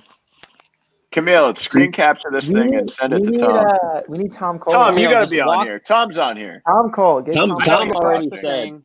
Send him the already link. said This is a lock. No more field layouts. Let's just let it him ride. on here. Let's go Send on, him the let's go on link. paintball talent, boys. All right, I'm calling Tom. So, Guys, just so you know, was Tom's the- number is 978. No, I'm kidding. Oh my gosh. When So he gave me the when he gave me his last number, time he's they like, didn't release "Don't the give this to layouts, was anyone." that when was that the last time they didn't release the layout? Was that when we did the semi-auto thing in Dallas when we won? Or was that True layout? summer? I don't know. It's PSP Dallas 2015, the last blind layout. Oh. 100%. Yeah. That's the tournament you're talking about. Because then that was the divisional layout for what was going to be the second tournament before the NXL swooped in and said, this is our league now. Was that the muddy one? The muddy event? Yes, that was the mud event. Oh, but that wasn't supposed to be like that. And the divisional field was pre-released. Pre-released. Yeah, it was for sure. Yeah. I remember practicing that layout. Yes, and then the next event was going to be the pro layout from the True Semi tournament, the infamous one. But then the NXL swooped in, and Cleveland was the next tournament. That's right. So Tom, let's bring that Curtis back. said that there was a coin flip. The mode event, first NXL event, coin flip layout. Oh, So they released two in advance. I remember that. Yeah, I remember that. There was 2 layouts. You had to practice both of them. And my team, NYX, I was on NYX. I helped start that team. Whoa. We only practiced one event. We only practiced one layout. We're like, we're putting it all on red. 100%. We practiced 2 weekends on one layout, and it was the wrong one. So Camille told me to be easy, but actually I was speaking to the NXL's credit. They literally just came in overnight and was told the PSP, like, hey, now this is our league. And then the PSP was gone. And I love Lane Red. I think he's one of the most hilarious guys on the planet. But literally the NXL came in and said, we're going to do it a better way. And the entire player base was like, yep, we're playing the NXL now. So that was a positive thing for the NXL. Big business move. Big dick business move. I wasn't going to say it, but that's really, it's what it was. Big dick pads. Featuring right there on your screen, big dick pads right there. Huge. Guys, if you have big dicks, you need our pads. You need it covered. And you need big dick pads. Earmuffs. Protect the swimmers. Look at that gun. Just replay that whole thing where he throws them the weed gun. Yes. Boom. That's the weed gun. That's fire. When we drop the weed guns, I need that on repeat. Just remember that whole thing. It's a floater. Yeah. What about that one though? Boom. The Ghost Rider is pretty sweet. Wyatt's just watching this right now, like, yeah. We could definitely drop a few of those. We could even call it the Sean Wyatt, and we would certainly sell them. The double hit. I know Tyler will anno him, so ship him 5 guns right now. Boom, done. So the other thing that Tom talked about was doing away with the current split deck format and just going to 10-man. Possibly making it mechanical in the woods. And no, it wasn't full woods. It would be like 1 on an airball field, 1 on like a hyperball field, and 1 in the woods. That way you get a very diverse team. I would like to see like Alexander Biernikov in that moment. In the Palmettos, yeah. What would Malloy do in a finals game tied up in the Vietnam field at Central Florida Paintball? Oh, he'd be a trench warrior for sure. I mean, he'd be in your end of the trench, 100%. And he was previously in his back left corner.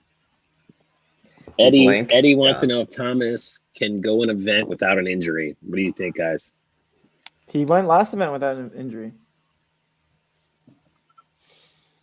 You heard his hamstring. No, remember at practice. Practice, not the event. Not the event. He lasted practice. Real quick, risky move. I'm going to go to the restroom. Be right back. I kind of need to do also because I've got this in my belly. I feel like everyone's always hurting to some extent. Maybe we need to send Nick Slowiak the link and get him in here. We need to get his recent world champion. And but Callie's our webmaster and he's gone now, so we gotta wait. I'll text Nick right now. You can just forward him the link, I guess. Should I text Tom Cole right now? Oh yeah, I thought we were getting Tom Cole in the chat so we could talk about the future of NXL paintball. All right, let's get Slowiak in here. Camille says he's got like 2 minutes to respond, or she's going to jump on and take field questions. Slowiak. Oh no, that wasn't the link. That was a different link. Oh gosh, I don't want to know what's going on over there. Over there. Put crew on, Kylie. All right, Slowiak, you're coming in. Oh shit, that was also the wrong one. So we got people that are supporting this. We need Tom in the chat. Yeah, we should do Tom Cole Q&A. Tom was on Behind the Bunker this week. He's had too much online stuff. Poor guy. Poor guy. Those Canadians ripping him apart, I'm sure. When's this going to be an NXL event in Canada? When half the league can legally cross the border. Yeah, the whole passport thing's kind of an issue, I guess. Yeah. Oh, yeah. So I don't even think I can send Ben guns. Oh, really? Yeah. No. Are you sure? I ordered. That's what Thomas said. Thomas said he couldn't get his guns because, I don't know, something about the border stuff or something. I ordered 1,200 N95 masks for my local city government out of China, and they've been trying to get on a DHL flight since Monday. I paid for overnight shipping, and just so like 90% of flights from China, even for like freight transport, are canceled. Unfortunately, I'm not Robert Kraft. I don't have my own plane to go over there and get them with. So I'm just waiting. But when they do come, the city of Saco, Maine will be laced up. Breathing good air. 100%. I think Canada. Dude, it's crazy. We're like full lockdown, same as you guys. Mask, like huge shortage of supplies, just like you guys. And your president told 3M, like the people who make the masks, to like not sell them to us. So we're like, well, dude, what do we do now? Every country for themselves. I understand that, but he asked how it is up here, and I'm like, it sucks. We don't have any masks. We don't have any masks. Trump cut us off. Do you get your $2,000 already? Me? Yeah. From what? The Canadian government. Oh, it's on the way. Yeah, I'm getting that. Don't worry about that. Get another gun with that money. I did. I applied for the Payroll Protection Act for my smoke shop business, so I can rehire all my laid off employees. Nice. So yeah, good move. You're a true. But my cannabis business is pumping full strength. I mean, we have 25 employees, and everybody's employed full time still. But with the smoke shop business, we're gonna get Tom on next week. So yeah, let's go. Yeah, we'll come up with a good list of questions for him. So if you guys have any questions for Tom Cole, put it in the chat, and we'll make a list. Tom Cole next week. Wow. Can you guys hear me? Instantly. Talk about that no layout. Talk about that 10-man situation. Dump the split deck. Got it. Maybe we should line up a couple of special guests since this turned into a 3-hour show. Listen, maybe it's like that's perfect timing because I actually have some special guests to announce. We have Ryan Brand tomorrow. So tune in for that. Coach of X Factor, also a player on Infamous's 10-man team. We have Greg Sewers lined up for Monday. Obviously, Sunday is Easter, so we're not going to be doing anything on Sunday. We got Greg Sewers on Monday. We have Mike Waring from Infamous coming on Tuesday.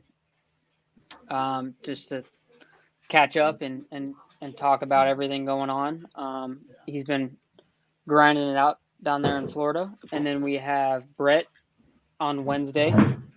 Brett Messer, right? I think the event you sent me was like for like a week and a half from now, but I'm good to go for Wednesday. So Brett is locking in Wednesdays. Yeah, Wednesdays locked in. We might be doing the interview from a grow room if I can find the quiet time in one. Either way.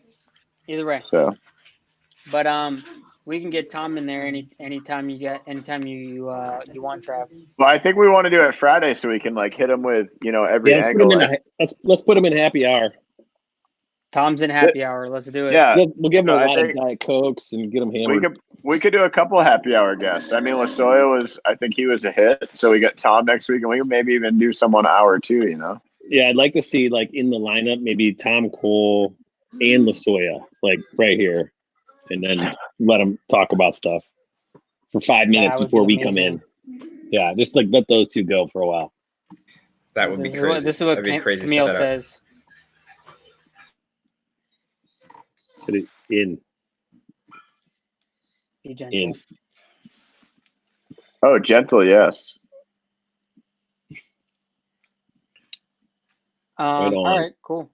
So, hey, Cal, why don't we? I know we didn't get to our 200 million viewers we wanted, but why don't you just randomly pick someone that was in our comments and let's send them a trigger. Yes. Yeah. Sounds good to Free me. trigger. Let's go. Triggy. Sound good Infamous to me. paintball. Let's go. Get Jack Wood. Yeah, send Jack Wood a trigger. I already sent him some triggers. That All works. Okay. Guys, no one's matching me right now with these beers. Because you're hammered, bro. I'm going to open it up with a banana. No, I'm not. I'm just kidding. What am I going to use? An opener, maybe, or twist it if I'm it's going one to of use those. this watch. I've got a watch. That's a flex. Is there anything else we want to go over, Trav? No, I think I'm good. Give All away I the trigger. know is that anybody, I'm not going to give it away right now on the comments, right? No, I think we are. Yeah. I'm gonna have one more beer. So before that last beer hits, let's give it away and let's wrap it up. I can go on random.org and we can just pick a number between like 1 and a few hundred and then just count down the comments, and whoever's that number comment wins. No, they have to pass. They have to have tagged 3 people. Oh, there's rules. Yeah, there's rules. Oh, okay. Listen, we can let the rules and regs fly since we did not hit the 200 that we wanted to. Yeah, but if they didn't tag 3 people, they don't deserve a trigger. But from my current setup, I cannot go in and pick from all the comments. Somebody else would have to do that. So Brett, if you can do that, but if not, then I would pick it after the show. Yeah, we should pick it after the show because I can only go back to the comments from 6:15, and we've been on here for 3 hours. So I would say let's figure out a way to do it. Anyone who left a comment, you're in the drawing. Yep. Also, there's YouTube, so YouTube counts as well. So this is feeding the thing on here feeds in Facebook and YouTube comments. That's right, Mike Moore. I'm tough as fuck. Mike Mace. So the goal here is to probably move over to one platform. We like both, but I think long term we'd like to be on just YouTube, just because of the whole paintball situation and Facebook. But we definitely want to get everybody over to YouTube eventually, if that's possible. Either way, we still have the discount code going on right now for happy hour. What is that? This guy's crazy. That is a big knife for Harrison is hammered. Big knife for a big man. We have the happy hour code going right now. If you want to jump over to the infamous website, it's open to the entire website. So if you find anything good on there, get it 10% off. And then we are going to give away a trigger. We will pick someone in the comments from the entire 3-hour long show that we did today. This show was kind of put together just to hang out and have a good time, right? But it's kind of obvious here that 3 hours went by pretty quick, and we can have guys coming in and out. So if you're interested in getting a certain person on the show, definitely just let us know, and we can make it happen. Definitely share the show with everybody. And if there's some specific things that you would like to see on the show, I have some Go Sports footage that we can pull and talk about specific points and talk about game scenarios, which if you go back and watch yesterday's show with Thomas and Greg Sewers, we kind of broke down one of the points where Thomas actually shot Greg in the back. But there was a lot of things. Very important point. There was a lot of things that happened in that point that, I kind of wanted to throw it out there and make fun of Thomas for shooting Greg, but there was actually a lot of things in that point that kind of foreshadowed a lot of things that happened during the tournament. But we have that ability. We kind of have the blessing from Go Sports to pull some footage, to do some stuff like that and get out content to everybody that watches. So definitely let us know if there's some specific things that you would like to see or for us to cover. We do this show not only for us to just hang out and talk about paintball, but also for the fans that are watching. And we want to hear from you guys. So let us know for sure. Yeah, we're And- only doing this show because it's really fun, and we get to drink beer, and because like everyone else is having fun. Like this is just like we would do this privately. We would probably do this like privately if you guys weren't watching. So, like, you guys are here. That's really cool. Tell your friends and like share and stuff because that just makes it more fun for us because we get to share stories with like other people because there's not a lot of paintball going on right now. We're trying to keep it going. Everyone's stuck in their house, right? This is my house. That's his house. That's his house, right? We're trying to have fun and like share paintball. So that's all we're doing here. So share and what he's saying is, and have fun. Don't be shy. Definitely just drop a comment if you have anything off the top of your head. Just drop a comment. We'll go back and look and check it out. So don't be shy at all. We have Ryan Brand coming on tomorrow. That is going to be at 10 a.m. Central. 10-man MVP All-Star, by the way. Ryan Brand. Also, most winning coach from X Factor's franchise, as well as 2009 series champions. Also, a personal friend of mine. Yeah, and he's a great right. dude. Yeah. He's all right. But so tune in tomorrow and check that out. 11 make a.m. sure right? You guys, 11 a.m. Eastern. And what if we looked over at each other like when, based on the squares we're in? Go. Yo, Kelly, 11 a.m. tomorrow, right? Good job. Wrong way, other way. No, seriously, guys. Like, we're only doing this because it's fun. Just share it with one person.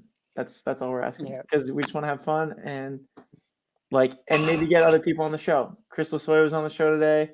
I literally texted him. He came on the show. Like, this is just about having fun and sharing paintball and stuff. So Tom Cole's dropping big bombs on the show. Tom Cole's about to release all the inside info. Major NXL announcements next Friday. We should send him alcohol in the mail to guarantee that he's well prepared for happy hour. I mean, he did say he was going to take our team to dinner, so he did say that. Yes. 100 Coke Zeros is his limit. So everyone that did share, thank you. We're just doing that. So if you guys are watching on YouTube, definitely make sure you subscribe to the channel. Like this video, subscribe for sure so you know when we're going to go live. If you're watching on Facebook, definitely hit the notification bell to know when we go live on our channel. Follow if you head over to the website, throw in your email on our subscription for the email.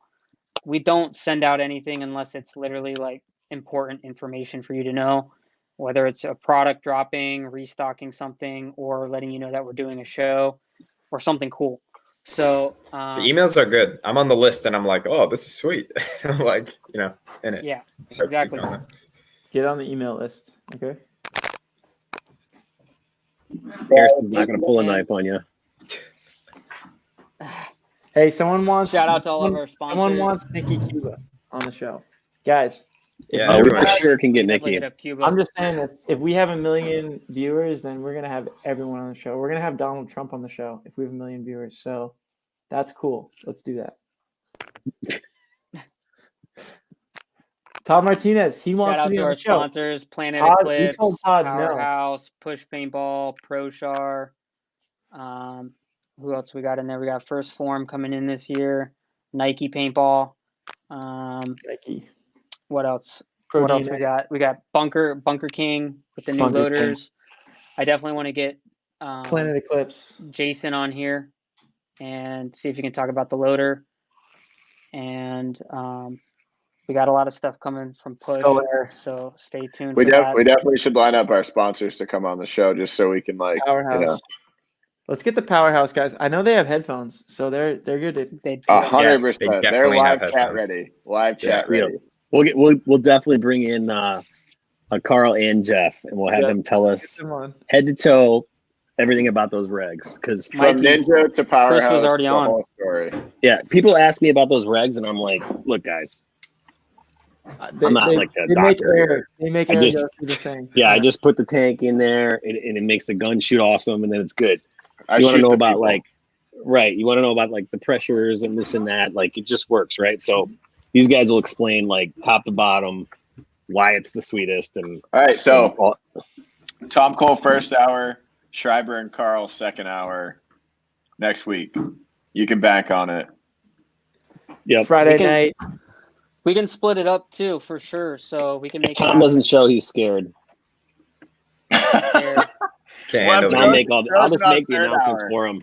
Once we're drunk, third hour, Jason Trojan's going to be on. So Oh, that one will get heated. We'll talk about all the rule changes we've decided on, and go from there. Callie, is Very the good. link still the link?